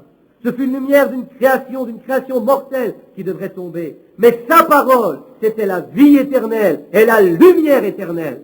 Et quand un homme croit cela, il possède la vie éternelle. La lumière à ceux qui se trouvent dans les régions des ombres de la mort. Matthieu 4. Il apporte la lumière aux gentils qui étaient possédés et condamnés par Dieu dans leurs idoles.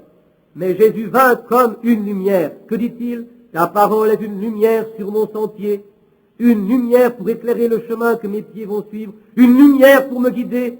Et aujourd'hui, la lumière de Dieu est la parole de Dieu rendue manifeste.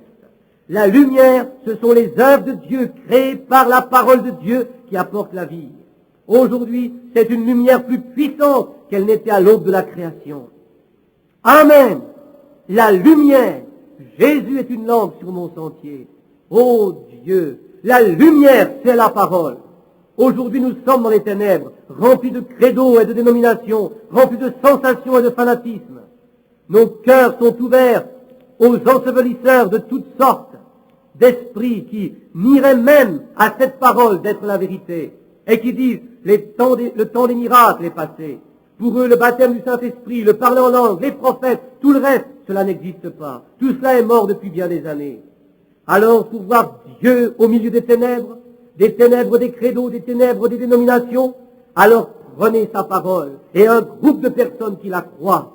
Cette parole brillera, elle apportera sa vie et sa lumière. C'est plus qu'une lumière, c'est la lumière éternelle, plus puissante encore que ce qu'elle était à l'aube de la création. Que la lumière soit, et la lumière fut, certainement. Jésus n'a jamais dit à ces Grecs qu'il les conduirait à Bethléem. Quand ils sont venus à lui, il ne leur a pas dit juste un petit moment, si vous voulez le voir, je vous ferai descendre à Bethléem où je suis né et je vous dirai comment ça s'est passé là-bas. Non, ce n'était pas cela qu'il leur a dit. Il leur a désigné un endroit à venir, s'ils voulaient le connaître. En d'autres termes, il leur parlait ainsi. Si vous voulez me connaître, je ne vous conduirai pas là-bas pour vous parler de ma naissance à Bethléem, mais je vais vous indiquer un endroit où je dois être crucifié pour vous. Et là, si vous êtes crucifié avec moi, si vous prenez votre croix et si vous me suivez, alors vous saurez qui je suis. En dehors de cela, vous ne pourrez jamais le savoir autrement, même au travers de vos arts anciens. Jamais vous. Alors me direz-vous, mes frères Branham, nous l'avons appris au travers de l'art de la Bible. Non, ce n'est pas vrai. Si nous l'avions appris au travers de l'art de la Bible, alors pourquoi les pharisiens ne l'ont-ils pas appris également? Cela ne peut pas être appris au travers de l'art de la Bible. Parce que nous avons eu un si grand nombre de peintres qui ont essayé de peindre Jésus sur les tableaux. Mais la Bible est vraie, et Dieu en est l'artiste. Aujourd'hui, les credos disent, joignez ceci, dites cette doxologie, récitez le symbole des apôtres, venez dans notre église, serrez-vous les mains, soyez baptisés au nom du Père, du Fils et du Saint-Esprit. Tout cela, ce sont des credos dénominationnels, c'est vrai. Le grand artiste n'a pas peint l'image de cette façon-là. L'artiste a donné de Jésus-Christ cette image. Il a révélé que Jésus-Christ est le même hier, aujourd'hui et pour toujours. Celui qui écoute mes paroles et qui croit en celui qui m'a envoyé a la vie éternelle. Les œuvres que je fais, vous les ferez aussi.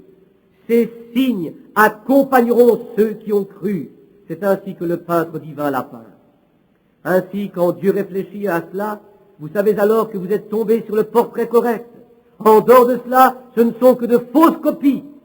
Amen. Alors prenez cette vieille fausse copie qui ressemble à une sorte de credo, et ce soir même, jetez-la par la fenêtre, et prenez alors la lumière de l'évangile de la Bible, et laissez le divin peintre peindre Christ en vous. Amen. C'est le seul chemin, c'est celui-là. Non, Jésus ne les amena pas à la mangeoire de Bethléem. Il ne les a jamais conduits à Noël. Dans Ésaïe 9,5, il est écrit, son nom sera admirable, conseiller, Dieu puissant, Père éternel, Prince de la paix. Amen. J'aimerais, si j'en avais le temps, m'arrêter quelques instants sur chacune de ces appellations. Conseiller, Prince de la paix, Dieu puissant, Père éternel, merveilleux. Mais pendant une minute, pénétrons la pensée de merveilleux. Ésaïe a dit qu'il serait merveilleux. Pensons à certaines choses qui le rendront merveilleux et qu'il a accomplies. Pourquoi fut-il merveilleux? Quand il a dit ceci, moi et mon Père, nous sommes un, n'était-ce pas merveilleux? Dites-moi, quel pharisien aurait-il pu dire cela? Dites-moi, quel grand prêtre aurait-il pu dire cela, ayant Dieu derrière lui pour le confirmer? Voyez-vous, il a dit, si maintenant je ne fais pas les œuvres, alors ne croyez rien de tout ce que je vous dis. Mais si je prêche cela, alors cela prouvera que Dieu m'a envoyé pour le faire. Il a dit maintenant, moi et mon Père, nous sommes un. Et non pas moi et mon Père, nous sommes trois. Aujourd'hui, les credos disent, moi et mon Père, nous sommes trois. Mais la Bible a dit, et Jésus a dit, moi et mon Père, nous sommes un. Voilà qui est merveilleux. Voyez comment Dieu a été fait chair. Alléluia. Non comme une seconde, une troisième ou une quatrième personne, mais Dieu lui-même. Jésus l'a dit ainsi. Argumentez directement avec lui, mais pas avec moi. Je vous dis simplement ce qu'il a dit. Moi et mon Père, nous sommes un. Ce n'est pas moi qui fais les œuvres, mais c'est mon Père, car il demeure en moi. Si vous ne me croyez pas, croyez la parole, car lui, il est la parole. Et la parole a été faite chair, et je la suis. Au commencement était la parole. Et dans le même évangile de Jean, il est écrit, au commencement était la parole, et la parole était avec Dieu, et la parole était Dieu. Jean 1:1. Et dans Jean 1:14, il est écrit, et la parole a été faite chair, et elle a habité parmi nous. Ce qui fait que Jésus est Dieu, c'est la même personne, puisque Dieu est la parole et que lui, Jésus, est la parole. Alors moi et mon Père, nous sommes un. Oh, que c'est merveilleux. Oui, monsieur. Combien de choses pourrions-nous dire sur cela? Tout ce qu'il a dit, c'est merveilleux.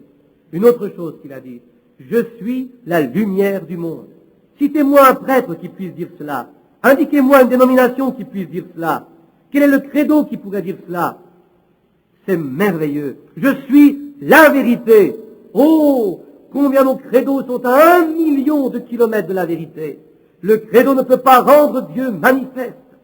Justement, comme Élie le disait au sommet du mont Carmel, si Dieu est Dieu, qu'il réponde. Le credo ne peut pas dire cela. Non, monsieur, mais Dieu peut le faire. Qui est Dieu? C'est la parole. La parole rendue manifeste. Il le fera. Je suis la lumière du monde. Je suis la vérité qui est dans le monde. Je suis le chemin. Pas d'autre chemin que le sien. C'est tout. N'allez pas au travers d'un credo. Venez à moi. Voyez-vous, je suis le chemin, la lumière, la vérité. Tous les mots qu'il a prononcés sont merveilleux. Je suis le chemin, la vérité et la vie. Je suis le premier et je suis le dernier. Je suis le commencement et la fin. Je suis celui qui était, qui est et qui vient. Je suis la racine et le rejeton de David. Je suis l'étoile brillante du matin. Je suis l'alpha et l'oméga. Je suis tout. Moi et mon Père, nous sommes un. Il habite en moi. Je suis lui et il est moi. Il lui disait, mais toi qui es un homme, tu veux te faire Dieu. Oh, comme il l'a dit un jour aux pharisiens, vous vous égarez parce que vous ne connaissez ni la parole de Dieu, ni le pouvoir de Dieu. Vous vous égarez parce que vous ne le connaissez pas. Certainement. Quelle parole merveilleuse. C'est merveilleux. Regardons maintenant aux œuvres merveilleuses qu'il a réalisées. Qu'a-t-il fait? Quel était celui dont Ésaïe a dit qu'il serait merveilleux? Quand le prophète l'a appelé de tous les noms qu'il pouvait dire, conseiller, prince de la paix, Dieu puissant, Père éternel, tout cela, dit-il, c'est merveilleux. Il est exactement merveilleux. Mais pendant une minute, nous allons parler de ses œuvres merveilleuses. Quelles sont les œuvres merveilleuses qu'il a accomplies? Un jour, un convoi funèbre sortait du village de Naïn. Une veuve conduisait au cimetière son fils unique qui était mort. Son corps raide et embaumé reposait dans le cercueil. Jésus venait de Nazareth. Ses pieds étaient douloureux, poussiéreux et fatigués. Las, il entendit que l'on criait, que l'on pleurait. Il regarda, et descendant la route, une petite veuve s'avançait en se lamentant. Son fils unique, gisait mort sur le brancard. Il arriva que ce convoi venait sur le même chemin au devant de Jésus. Or, la mort et la vie ne peuvent venir ensemble, vous le savez. L'un est obligé de partir. Jésus dit, arrêtez le convoi. Il s'avança et il toucha le garçon. Alors la vie qui avait quitté ce garçon depuis environ 2 jours, cette vie revint en lui. Je puis apercevoir le suaire qui commence à bouger, les gens qui commencent à regarder. Un homme qui était mort se leva sur ses pieds, il se mit à marcher et mettre peut-être ses bras autour de sa maman. Cela, c'est l'œuvre de Dieu. Merveilleux, n'est-ce pas? Sûrement c'était merveilleux. Je peux voir Jairus, un petit prêtre, qui était un brave homme. Il croyait Jésus, mais il devait se tenir tranquille à cause de ses associés. Combien de nos jours, il y a des croyants réservés comme Jairus. Ce sont des peureux. Ils craignent d'être chassés de l'église. Dieu ne peut utiliser cela. Dieu veut un homme qui peut se tenir debout ici. S'il choisit la mort, celle-là. Ne craignez pas celui qui détruit le corps, mais celui qui peut faire périr l'âme et le corps dans la géhenne. Matthieu 10, 28. Et je vois Jésus entrer dans la maison du prêtre Jairus. Il y a là étendue sur une couche une jeune fille de 12 ans qui est morte. Elle est raide et froide. Son petit corps sans vie repose là. Ses petites mains sont pâles. Ses ongles sont blancs. Ses lèvres sont pendantes. Elle est morte d'une mauvaise fièvre. Et ses petits yeux sont fermés. Et peut-être on a étendu sur eux un produit quelconque. Ses petits cheveux ont été bien peignés. Et des roses et d'autres fleurs sont disposées le long de son corps.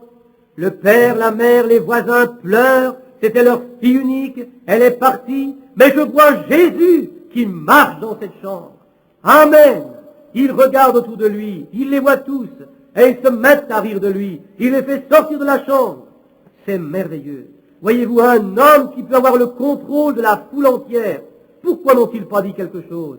Ils étaient trop effrayés pour dire quelque chose. Pourquoi aujourd'hui? Pourquoi ne condamnent-ils pas la parole? Ils sont effrayés de le dire, c'est tout. Et Jésus entra dans la chambre. Il prit dans sa main cette petite main toute froide et il se mit à parler dans un langage inconnu qui venait de quelque part là-bas. Et l'esprit de cet enfant revint en elle et elle vécut à nouveau. Œuvre merveilleuse. Oui, c'était des œuvres merveilleuses. Cela prouvait que Jésus était merveilleux. Je pourrais aussi parler de Lazare alors qu'on l'avait embaumé déjà depuis 4 jours. On avait mis sur son corps, couche après couche d'épices, d'aromates. On l'avait enroulé de bandes de tissu. Il était là, allongé dans le tombeau. Et il commençait même déjà à sentir. Son nez était pincé, ses lèvres amincies. Les vers avaient déjà commencé leur travail. Et depuis 4 jours, son âme l'avait quitté. Et je vois Jésus, aux épaules tombantes. Oh, le monde devait dire, regardez cela, regardez cet homme, regardez-le bien. Et vous l'appelez Dieu? Le voilà qui va dans le tombeau pleurant comme un homme. Mais la Bible dit qu'il a pleuré. Des larmes roulaient sur ses joues. Et il se mouchait alors qu'il se dirigeait vers le tombeau. Alors oui, il était bien un homme. Mais je le vois disant, roulez la pierre. Amen. Amen. Tout est changé. Lazare qui était mort depuis 4 jours se tenait debout sur ses pieds et il vivait de nouveau. Je peux voir les épices qui avaient commencé à transpercer les bandelettes qui enveloppaient son corps. Quoi? La vie était revenue en lui. Le pu était parti. Une nouvelle chair s'était formée. un esprit, pendant 4 jours, était parti quelque part ailleurs. Il retourna dans son corps, et un homme se tenait de nouveau sur ses pieds. Dire que Jésus était merveilleux, conseiller, le prince de la paix, le Dieu puissant, le Père éternel, bien sûr qu'il était tout cela. Très bien. Nous trouvons maintenant la femme devant le puits, quand Jésus se leva, et une portion de la bande originale anglaise manque, note de l'éditeur. Étant fatigués, les démons avaient juré que cette nuit-là, ils le noieraient. Les disciples de la barque pensaient que les démons étaient sur le point de la voir. Les voiles avaient été arrachées, les avirons étaient brisés, et le bateau faisait eau de toutes parts. Alors les disciples coururent vers le Seigneur Jésus, et ils lui dirent, « Seigneur, sauve-nous, nous périssons. » Matthieu 8, 25. Alors il se leva, il se frotta les yeux, et il leur dit, « Ô gens de petite foi, pendant encore combien de temps serai-je avec vous? Qu'allez-vous faire maintenant? Qu'allez-vous faire ici avec cette mer démontée, alors qu'à chaque creux de vague, cette longue côte de Galilée semble plonger dans le fond de la mer?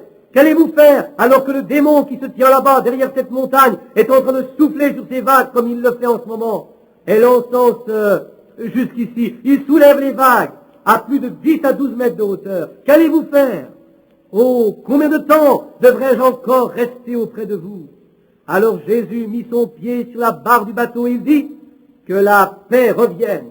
Alors les vents tombèrent. En d'autres mots, il dit, vent, ferme ta bouche, vague, calmez-vous, descendez d'où vous venez. Et sur l'eau maintenant, il n'y avait plus une seule ride. Il se tenait là, il regardait autour de lui, il revint vers le groupe de ses apôtres effrayés qui étaient là debout, puis il s'allongea de nouveau et il poursuivit son sommeil. Les apôtres disaient entre eux, quelle sorte d'homme est-il? Merveilleux, amen, merveilleux. Ne croyez-vous pas qu'il était merveilleux? Sûrement il était merveilleux, oui monsieur. Et quand cet homme quitta les cieux, tout le système solaire dans sa plénitude était son domaine. Tous ces milliards d'étoiles évoluant chacune à des milliards de kilomètres d'ici. Le télescope du mont Palomar peut détecter des étoiles qui se trouvent à 120 millions d'années-lumière dans l'espace. Et tous ces milliards d'étoiles font partie de sa couronne. Et il a laissé tout cela pour prendre ici une couronne d'épines. Qui ferait une chose pareille? Merveilleux! Oh, l'éternité était sa robe. Il était drapé dans la vie éternelle. Il n'a jamais eu aucun commencement. Il n'a jamais commencé à Bethléem comme se l'imaginent tant de gens. Il n'a aucun commencement. Amen. Être revêtu de la vie éternelle et la rejeter de côté pour endosser une vieille et une sale robe de mort pour vous et pour moi, c'est merveilleux. Le ciel était son palais. Les cieux entiers lui appartiennent. C'était son palais. Rien ne pourra jamais briller comme lui. Et quand il descendit sur la terre, il disait même, les renards ont des tanières, les oiseaux ont des nids, mais je n'ai même pas une place pour reposer ma tête. C'est merveilleux. Ne le pensez-vous pas? Mes amis, j'ai devant moi beaucoup de notes, mais peut-être je n'aurai pas assez de temps pour vous en parler. Je vais vite me dépêcher. Voilà le Jésus que vous devez voir, et non le Jésus dont vous parlent les dénominations, non pas le Jésus des credos, non pas le Jésus de quelque sorte de Noël mythique, non pas le Jésus de quelque lapin au chocolat de Pâques, mais le Jésus du calvaire, le Jésus qui laisse de côté toutes choses et dont les prophètes ont parlé.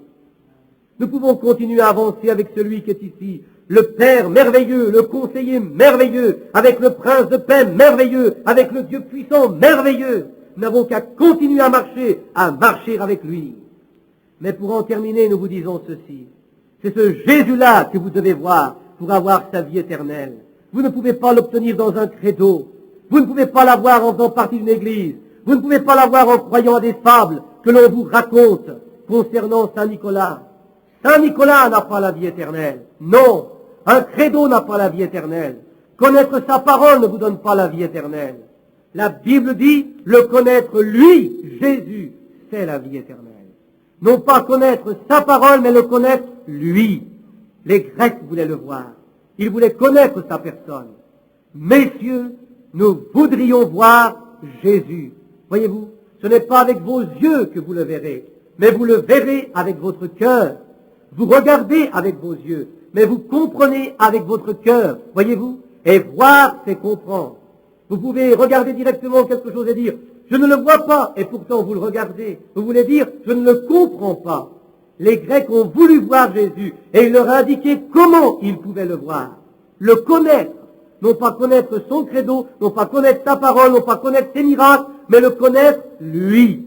Et le seul endroit où le trouver, c'est à la croix, non pas à la crèche, non, c'est à la croix que vous le voyez.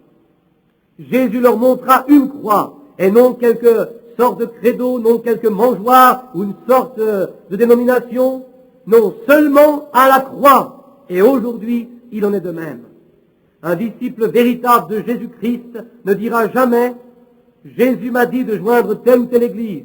Il ne dit jamais de faire cela. Il ne le dira pas plus aujourd'hui. Non, dès que vous le verrez, il vous indiquera la croix. Va là-bas et meurs à toi-même, et alors tu le connaîtras si tu veux le connaître. Pas une seule fois, Jésus n'a désigné une personne ou un credo quelconque, ou une dénomination, ou sa naissance, ou même Noël. Pas une seule fois il a agi ainsi. Je pourrais encore m'étendre sur ce sujet, mais je ne le ferai pas. Nulle part dans la Bible, vous pourrez trouver un passage où Jésus est indiqué un autre endroit où l'on pouvait le trouver, si ce n'est la croix, c'est vrai. Et cela, c'est votre propre crucifixion à vous-même, à moins qu'un homme ne naisse de nouveau. Alors, si la mangeoire Saint-Nicolas, Jésus n'a jamais écrit un credo, il n'a jamais ordonné une dénomination. Et alors pourquoi donc en faisons-nous tant de cas? Pourquoi lui abandonnons-nous toutes ces responsabilités? Je veux vous le demander. Et maintenant, venons-en à Noël. Comment se fait-il que nos églises en font tellement cas, qu'elles vous disent, vous devez appartenir à cette église, vous devez réciter ce credo, vous devez faire ceci, cela et le reste. Pourquoi devons-nous en faire tant de cas si ce n'est pas important? Cela montre que nous avons actuellement des disciples différents de ceux que nous avons eus dans le temps. Ils veulent vous attirer dans leurs églises, dans leurs dénominations, à leur credo et non à Christ. Aujourd'hui, si on vous demande, êtes-vous croyant? Je l'ai demandé moi-même très souvent. On vous répond, oh, je suis baptiste, ou bien je suis méthodiste.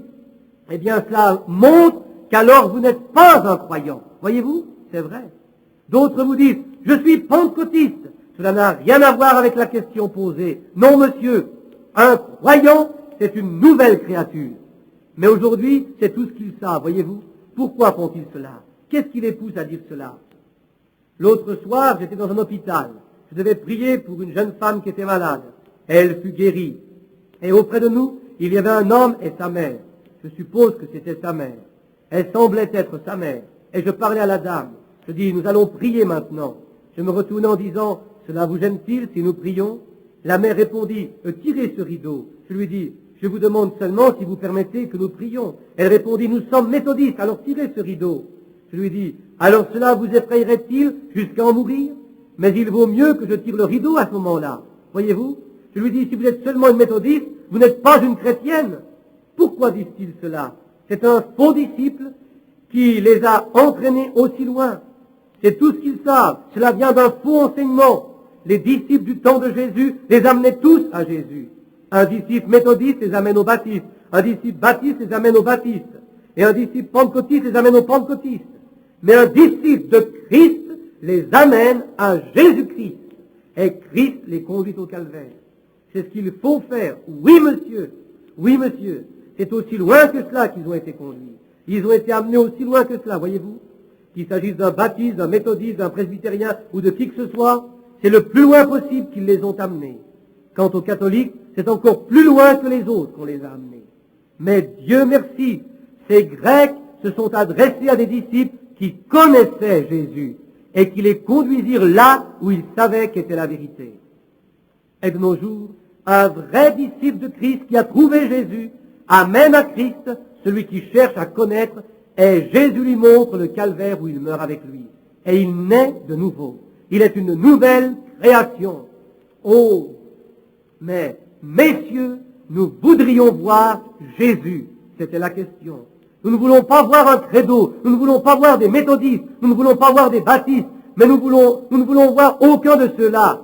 Nous voulons voir Jésus. Mais qu'y a-t-il? Je dois terminer maintenant, mes frères. Écoutez attentivement maintenant. Quelques commentaires avant la fin. Pourquoi? Je veux rentrer à la maison maintenant, si je peux. Les Grecs voulaient voir Jésus. Ils ne l'ont pas trouvé dans Noël. Ils ne l'ont jamais trouvé dans une organisation, ni dans un credo. Jésus ne les a pas dirigés vers cela. Avez-vous bien compris cela? mais il les conduisit à la croix pour mourir à eux-mêmes. Un vrai disciple dit, vous devez mourir. Et comment saurais-je quand je suis mort? Quand vous aurez reconnu que toute cette parole est la vérité, alors cette parole commencera à vivre en vous. Bien dites-vous, mais notre Église enseigne ceci. Peu m'importe ce que votre Église peut vous enseigner, vous devez suivre ce que dit la Bible. Où allez-vous donc? Les autres Églises enseignent quelque chose de différent, mais la Bible enseigne toujours la même chose. Comme Jésus l'a dit, toutes les fois que vous acceptez cette parole se rendra manifeste en vous. Elle fera la même chose qu'elle dit pouvoir faire en vous. Oh, et ils disent que les jours des miracles sont passés. Et la Bible dit, Jésus-Christ est le même hier, aujourd'hui et pour toujours. Comment allez-vous faire cette rencontre quand Jésus a dit, celui qui croit en moi, n'importe où, n'importe quand, Marc 16, 15 à 17, il dit, allez par tout le monde, prêchez l'évangile à chaque créature, jusqu'où? Au monde entier. Là-bas, on n'a jamais entendu encore. Chaque créature, celui qui croit et qui sera baptisé sera sauvé. Celui qui ne croit pas sera condamné. Et ces signes suivront ceux qui auront cru. Voilà où vous êtes. La parole sera faite lumière. Elle brillera elle-même de tous côtés. Non pas si vous allez à la crèche et si vous dites, un petit enfant naquit ici il y a de longues années. Non, c'est un non-sens. Toutes sortes de credos et de fables vous en ont parlé. Nous savons que Jésus connaissait que tout cela avait été mélangé et devrait périr. Mais il y a quelque chose qui n'est pas mélangé, c'est le Saint-Esprit. Oh, l'un a dit, il est né ici même, nous avons construit une église sur cet emplacement. Un autre a dit, non, il est né là-bas. Vous savez combien de clous il possède? Ils peuvent le prouver. Des clous d'origine qui se trouvaient sur la croix. Il y en a 19. Chacun possède son clou. Le voilà, nous l'avons, alléluia, nous le possédons. Ils ont conservé les ossements de quelques. Nous l'avons, voici la place où il est né. D'autres disent, voici l'endroit exact, il est né ici. Ils peuvent dire, il est né ici ou il est né là, mais quelle importance cela a-t-il? C'est dans votre cœur qu'il est né. Voilà la place exacte. Amen.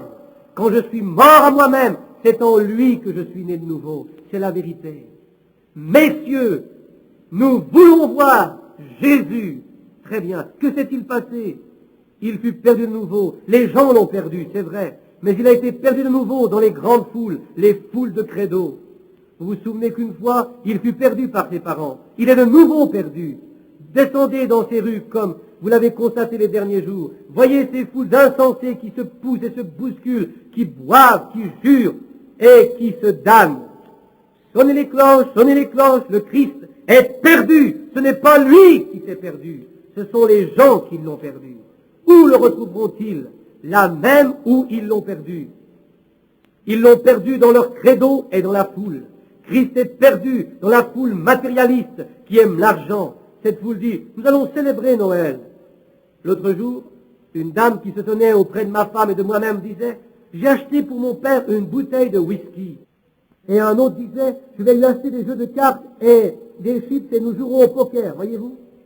Ça, c'est la célébration de Noël. D'autres disent, j'ai acheté un carton de cigarettes pour maman. Qu'avez-vous acheté donc, vous, pour elle? Oh oui, Dieu est perdu. Ils l'ont perdu à Noël. Ils le perdent à Pâques, où ils achètent un lapin ou un nouveau chapeau.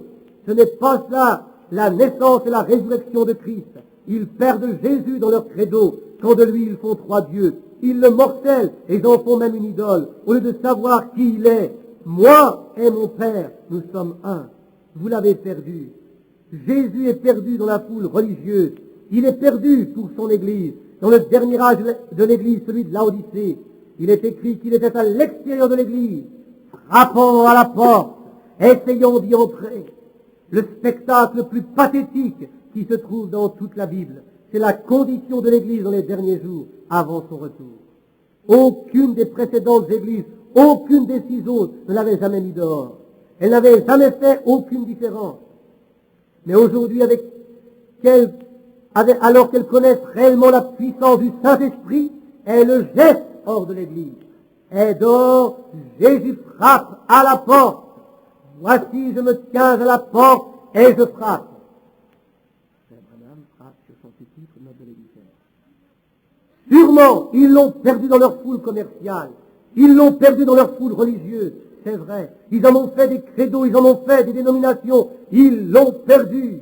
Ils prennent le rituel au lieu de prendre la Bible. Ils préfèrent les idées d'un groupe d'hommes à ce que dit la Bible.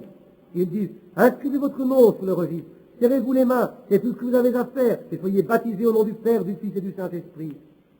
Tout l'ensemble est faux. C'est là que la foule religieuse l'a perdu. Quand l'ont-ils perdu? Pourquoi? Ce n'est pas dans leur bâtiment, non dans leur dénomination, mais ils l'ont perdu quand ils ont quitté la parole. Si vous demeurez en moi, et si ma parole demeure en vous, demandez ce que vous voudrez, et cela vous sera accordé. Cela vous sera accordé. Si vous demeurez en moi, et si mes paroles demeurent en vous, parce que c'est Dieu, c'est chair de nouveau. Voyez-vous? Si vous demeurez en moi et si ma parole est en vous, alors tout ce que vous demanderez vous sera accordé. C'est cela. Mais aujourd'hui, ils ne demeurent pas au même endroit. Ce jour-ci, ils sont méthodistes, demain ils seront baptistes, le jour suivant ils seront presbytériens. Ils ne sont nulle part. Si ma parole habite en vous, et la parole fut faite chair et demeura parmi nous. Alléluia! Frère Neville, c'est tellement vrai, la parole faite dans votre chair, parlant au travers de vous. Les pentecôtistes l'ont perdu. Oh oui, il y a quelques années ils l'ont eu, mais depuis ils l'ont perdu. Comment l'ont-ils perdu? En cherchant à qui construirait le plus grand immeuble, qui aurait la plus grande église, le cœur le mieux entraîné. S'il y a quelque chose que je n'aime pas, c'est d'entendre une voix surentraînée qui s'élève au plus haut des octaves. Ils chantent comme s'ils avaient la colique. Frère Branham en donne une image, notre délégué. Ils retiennent leur souffle jusqu'à ce que leur visage devienne congestionné. Ils ne chantent pas, ils ne font que du bruit. Mais ce que j'aime, c'est d'entendre chanter à la façon ancienne une personne née de nouveau qui met tout son cœur. S'ils ne peuvent apporter un accord dans un son, ils ont toujours l'esprit dans le chant. Vous pouvez le sentir vibrer en vous. Alléluia! J'aime cette réaction intérieure qui est une bénédiction du Saint-Esprit. Savez-vous? J'aime cela. Pour moi, je le ressens ainsi, oui. Mais ils ont perdu Jésus. Ce qu'ils veulent, ce sont des cœurs bien organisés, des prédicateurs éminents. Oh oui, des prédicateurs aux cheveux bouclés qui inclinent leur tête un petit peu comme ceci pour qu'on prenne leurs photos. Oui, bien entraînés, sûrement ils le sont. Il y a de grandes écoles du dimanche. Certainement, chaque église essaie de surpasser l'église concurrente en ce qui concerne l'école du dimanche. Dans l'école du dimanche, on ne parle pas seulement de la Bible. C'est là un dogme méthodiste.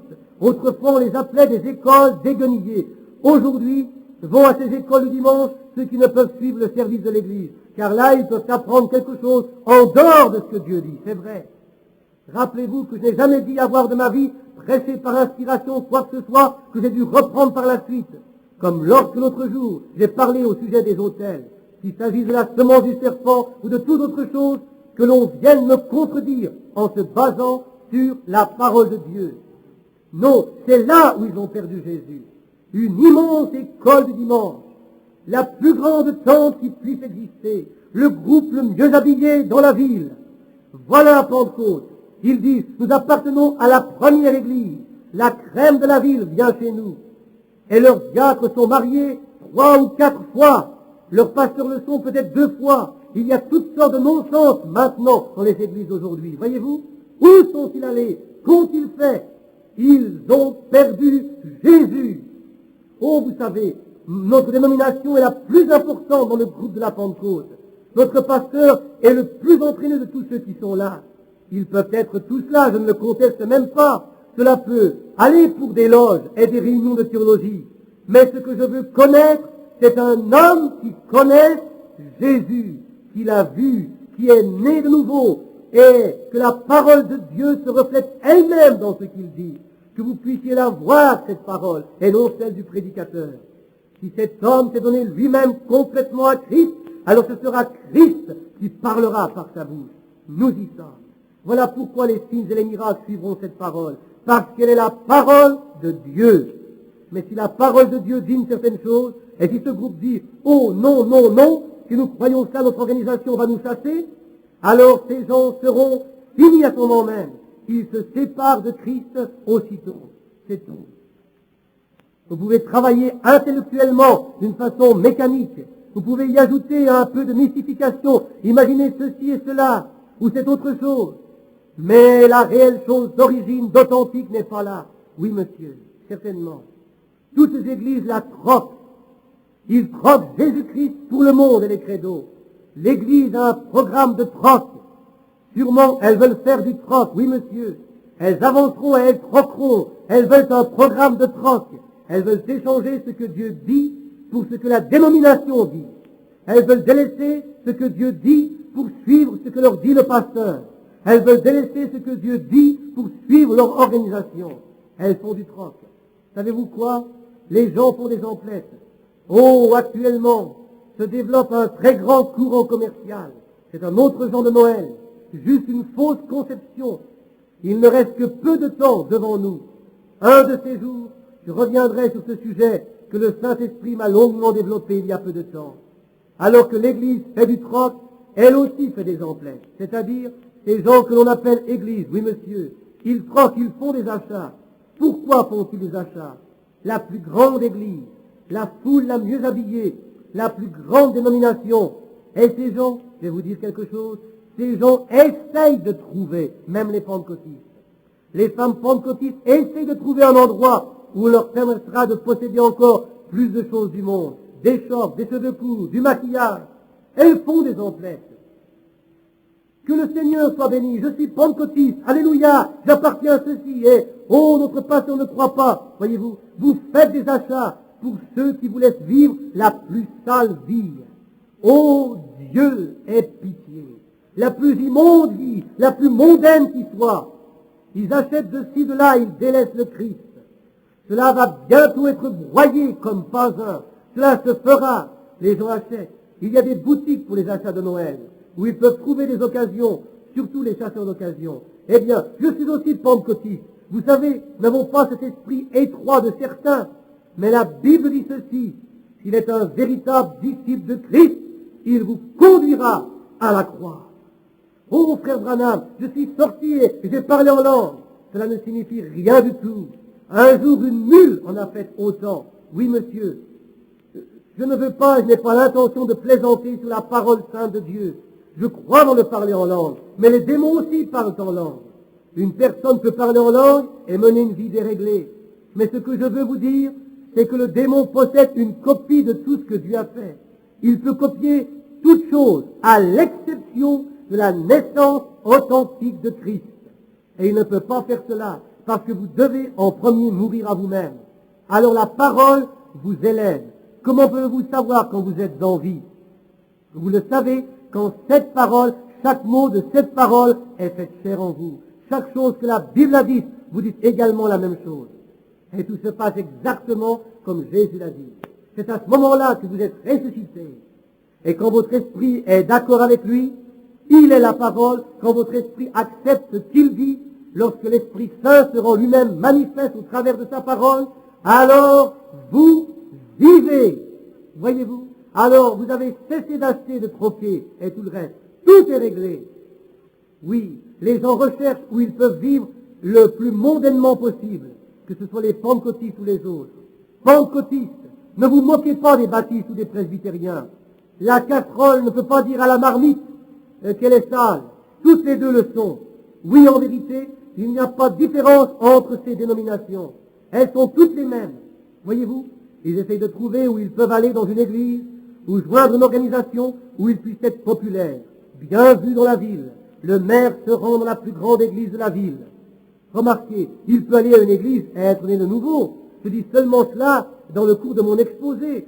Mais je connais des gens qui en ce moment même appartiennent à une petite organisation là-haut sur la route, à une petite église. Mais pour eux, elle est trop petite. Aussi, ils pensèrent ainsi. Nous allons faire partie d'une plus grande organisation pour que nos enfants et nous-mêmes, nous soyons un petit peu mieux considérés. C'est ce qu'ils firent. Outre cela, il y avait au sous-sol de cette nouvelle église une salle de projection et de jeux où ils pourraient jouer au banco et toutes sortes d'autres jeux de ce genre. Alors, ils y conduisirent leurs enfants. Il y avait également là une piscine où ils pouvaient jouer. Ainsi, ils avaient des moments de récréation. Le dimanche matin, la classe de l'école du dimanche ne durait que 10 minutes, puis il y avait une pause café. Alors, le pasteur pouvait ainsi fumer la cigarette et sortir un moment. Oh oui, c'est vrai. Je ne saurais dire si cela est moindre que ce que j'en connais, d'après ce qui m'a été rapporté. C'est vrai. Oh, certainement. Voyez-vous, ils vont de ci, de là. qu'ils peuvent continuer à vivre le genre de vie qu'ils ont choisi, faire ce qu'ils veulent faire, et après cela être encore promis à la vie éternelle, ils peuvent toujours chercher. Je vous le dis, si vous voulez chercher, venez au calvaire. Cela règle tout. Mourrez à votre sale moi, à vos péchés, et soyez un né de nouveau. Et si vous aimez le monde et les choses du monde, l'amour de Dieu n'est même pas en vous. C'est ce que la Bible dit, c'est vrai. Vous dites, je ne crois pas dans la sanctification. Il n'y a rien d'étonnant à ce que vous ne puissiez y arriver. Mais la Bible dit que sur la sanctification, personne ne verra Dieu. Dieu est saint. Si Dieu vit en vous, vous aussi vous êtes saint. Dites-moi, pourquoi pouvez-vous vous rendre dans ces réunions pour aller y boire une petite boisson de société? Pourquoi? Parce que les pentecôtistes le font. Ils vont à ces réunions, ils conduisent leurs femmes là-bas et ils vivent dans ces lieux-là. Elles se déshabillent pour s'y montrer en maillot de bain et nagent devant des hommes. Vos maris, vos frères, vos sœurs, tous les autres font de même. Et ils s'exhibent en maillot de bain. Et chacun croit être un membre de l'épouse. L'épouse de Christ n'agit pas ainsi. Oh, ils font juste des achats sûrement. Mener la vie facile et après cela avoir la promesse de la vie éternelle. Vous ne l'aurez pas, à moins que la parole de Dieu habite en vous, qui devez être un témoin vivant de ce qu'il est vivant et que vous vivez en lui. Oh, messieurs, nous voulons voir Jésus. Oh, pas ces credos, non pas toutes ces choses que l'homme a établies. Nous voulons voir Jésus. Mais Jésus est perdu pour eux. Juste un instant. Pourquoi? Pourquoi est-il perdu pour eux? Pourquoi est-il perdu pour les pentecôtistes? Pourquoi est-il perdu pour les méthodistes et pour les baptistes? Pourquoi est-il perdu pour toutes ces organisations? Parce qu'ils ne veulent pas prendre leur grain de blé et le laisser tomber au calvaire pour qu'ils meurent à leur credo pour être nés de nouveau, nés de la parole. Alors nous sommes lavés par l'eau de la parole. Amen. Nous devenons alors de nouvelles créatures en Jésus-Christ. Et les signes qui accompagnaient Jésus, nous suivrons également. C'est lui qui l'a dit. Chaque femme viendra à sa place, chaque homme viendra à la sienne. L'Esprit de Dieu viendra à sa place. Et l'Église du Dieu vivant sera sans tache, certainement. Amen. Oui, monsieur, c'est ainsi qu'il sera fait. Leur grain de blé ne mourra pas. Ils ne veulent pas laisser tomber leur dénomination. Ils ne veulent pas que ce grain meure. Si l'organisation baptiste laissait tomber ce grain de blé baptiste en terre et le laissait mourir, si ce méthodiste voulait en faire autant, si les assemblées de Dieu, les pentecôtistes du nom de Jésus, les unitaires, les trinitaires, et si toutes les autres dénominations, églises de Dieu et autres, si elles voulaient chacune faire tomber le grain de blé dans la parole, qu'ils meurent à ses propres pensées, s'ils voulaient que cette parole demeure en eux et y prenne vie, alors ils pourraient dire, si vous ne croyez pas en moi, croyez aux œuvres que je fais, car ce sont elles qui témoignent de moi. Quelles sont ces œuvres? Jésus a dit ces œuvres que Dieu m'a donné à faire. Il a dit également, comme le Père m'a envoyé, moi aussi je vous envoie. Les œuvres mêmes que Dieu fit étaient en lui. Elles ont fait du Père et de lui la même personne. Et les mêmes œuvres que Jésus a faites, vous les ferez aussi grâce au Saint-Esprit de Jésus qui est en vous. Les œuvres que j'ai faites, il les fera aussi, sûrement. Ne voulez-vous pas laisser tomber votre grain de blé? Qu'ont fait toutes ces dénominations? Ce ne sont que des membres morts, morts dans le péché et les manquements, morts en instruction, morts dans les choses du monde. Il n'y a que le monde qui compte pour eux. Voilà pourquoi ils ne sont pas nés de nouveau. Mais pourquoi donc? Seuls les membres morts doivent être. Un ministre doit avoir un diplôme en théologie ou en philosophie avant de pouvoir officier dans une église. Et peut-être ne connaît-il pas les 3 premières lettres de l'alphabet. A, B, C. Always believe Christ. Crois toujours en Christ. S'il croit en Christ, quelques-uns m'ont dit l'autre jour, pourquoi ne nous laissez donc pas tranquilles tous ces gens? Vous les harcelez toujours au sujet de leur habillement, au sujet de tout ce qu'ils peuvent faire. Si vous êtes un prophète, ils disent et pensent que vous êtes un prophète. Je leur répondis, je sais ce qu'ils disent cela. Je ne le suis pas, mais je leur dis, de toute façon, ils croient que vous êtes un prophète. Alors pourquoi ne pas les enseigner à avoir des visions et à marcher devant Dieu? Je leur répondis, s'ils ne connaissent pas l'ABC, comment pourrais-je leur enseigner l'algèbre? S'ils ne connaissent pas le jardin d'enfants, s'ils ne savent pas comment se conduire eux-mêmes, s'ils ne savent comment il faut voir et agir, et s'habiller et être décents, alors comment allez-vous les enseigner sur les choses prophétiques? Jésus a dit, si vous ne croyez pas aux choses qui sont ici, les choses terrestres, comment pourrez-vous croire aux choses célestes dont je vous parlerai? Les choses que vous pouvez faire vous-même, arrêtez-vous de les faire. Si vous ne pouvez même pas faire cela, comment pourrez-vous faire pour trouver les choses spirituelles? Mes amis, n'est-ce pas vrai? Oui, monsieur. Ce sont des morts qui sont chargés de leur instruction spirituelle.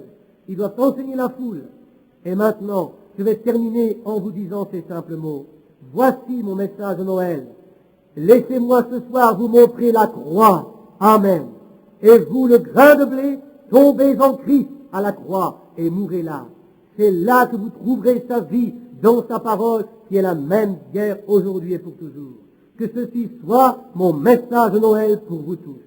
Je ne vous ai pas montré une mangeoire, un berceau, une église ou une dénomination. Mais mes amis, nous voulons voir Jésus. Alors je vous l'ai montré. Lui vous montre sa mort, son ensevelissement, sa résurrection. Et vous, vous laissez tomber votre propre grain de blé en lui.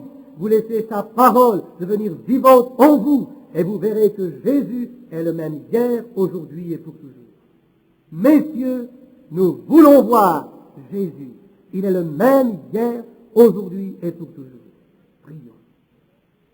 Père céleste, bien que les heures s'égrènent et que le Saint-Esprit se meut parmi ton peuple, demain est supposé être le jour où nous devons adorer ton Fils bien-aimé, ton Fils unique que tu aurais envoyé dans le monde en ce jour-là. J'ai essayé ce soir, non pas de montrer aux gens une mangeoire ou une natie, car alors ce n'était qu'un bébé, mais j'ai essayé de leur montrer la raison pour laquelle il est né, son but, à savoir pour qu'il devienne leur sauveur, qu'il puisse devenir leur Dieu, leur roi, leur tout en tout, à savoir qu'ils puissent le connaître comme remplissant tout espace, à savoir qu'ils puissent le connaître non pas comme celui qui a commencé à Bethléem, mais comme celui qui n'a jamais eu de commencement, comme celui qui est le Dieu éternel, qui puisse se tenir sur la terre en disant « Moi et mon Père, nous sommes un ». J'ai essayé d'agir comme un disciple du mieux que je pouvais le faire. Quand des gens au cœur affamés s'adressèrent à des disciples qui étaient véritables, André et Philippe, ils les mirent en présence du Seigneur Jésus. Et lui leur montra une mort qui allait survenir afin qu'ils puissent le connaître et qu'ils puissent le voir. De même ce soir, Père, je leur montre un calvaire où le Fils de Dieu, Dieu lui-même manifesté en chair, prit une forme d'être humain. Et il tabernacla avec eux. Il changea de forme, et d'un Dieu éternel de gloire, avec l'éternel, il devint un être humain, qui planta sa tente parmi nous. Il devint parmi les hommes celui qui devait être le parent rédempteur, pour nous ramener au souvenir d'un Dieu puissant qui nous a créés. Il est mort, ici au calvaire, et c'est là que nous devons mourir avec lui, comme il y est mort, lui, le Fils de Dieu. Pour être des enfants de Dieu, nous devons mourir également.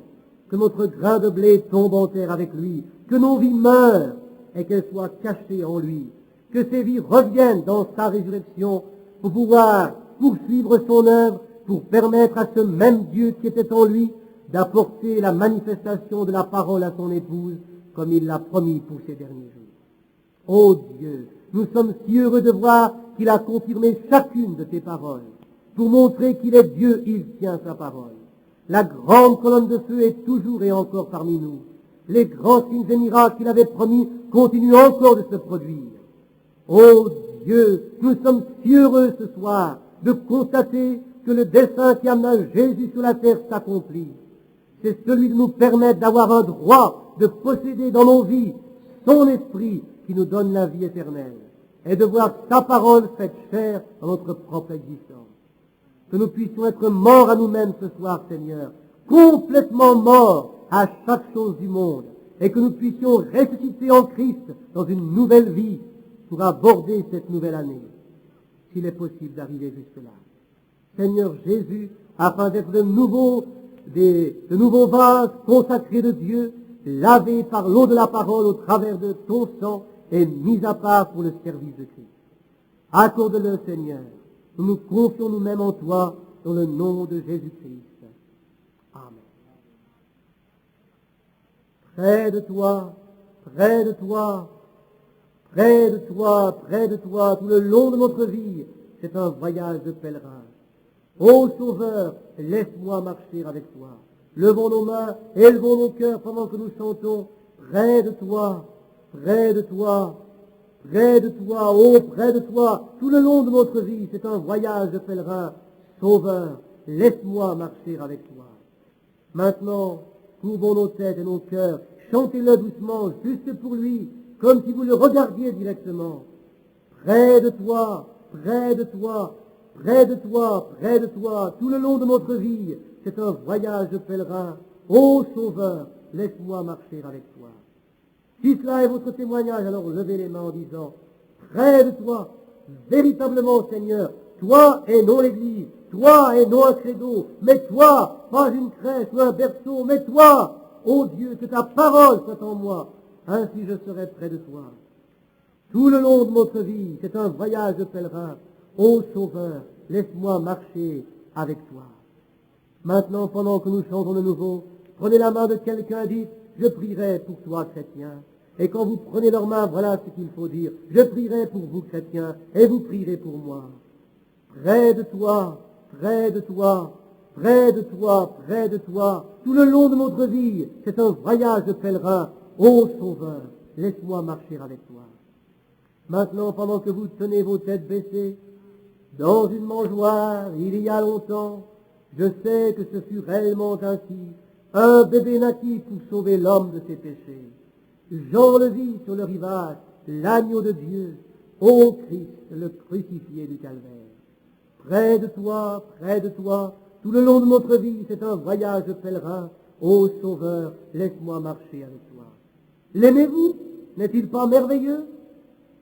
Le boiteux fut en mesure de marcher, le muet fut en mesure de parler. Cette puissance fut prononcée avec amour au-dessus de la mer. L'aveugle fut en mesure de voir. Je sais, cela ne pouvait être que la miséricorde de cet homme de Galilée. Près de toi, tout le long de notre vie, c'est un voyage de pèlerin. Ô Sauveur, laisse-moi marcher avec toi. Si ce soir cela est votre désir, dites Amen. L'Assemblée dit Amen. Le Dieu du Père. Oh, comme cela est merveilleux. Que Dieu vous bénisse. Pas exactement un joyeux Noël, mais que les bénédictions de Dieu soient sur vous en ce jour de Noël. Que le Christ du calvaire vous tienne caché en lui, qu'il vous recouvre, qu'il vous enveloppe, qu'il vous ensevelisse dans sa parole, jusqu'à ce que cette parole se fasse chair en vous. C'est là ma prière. Que Dieu vous bénisse, et maintenant à notre pasteur, le frère Neville.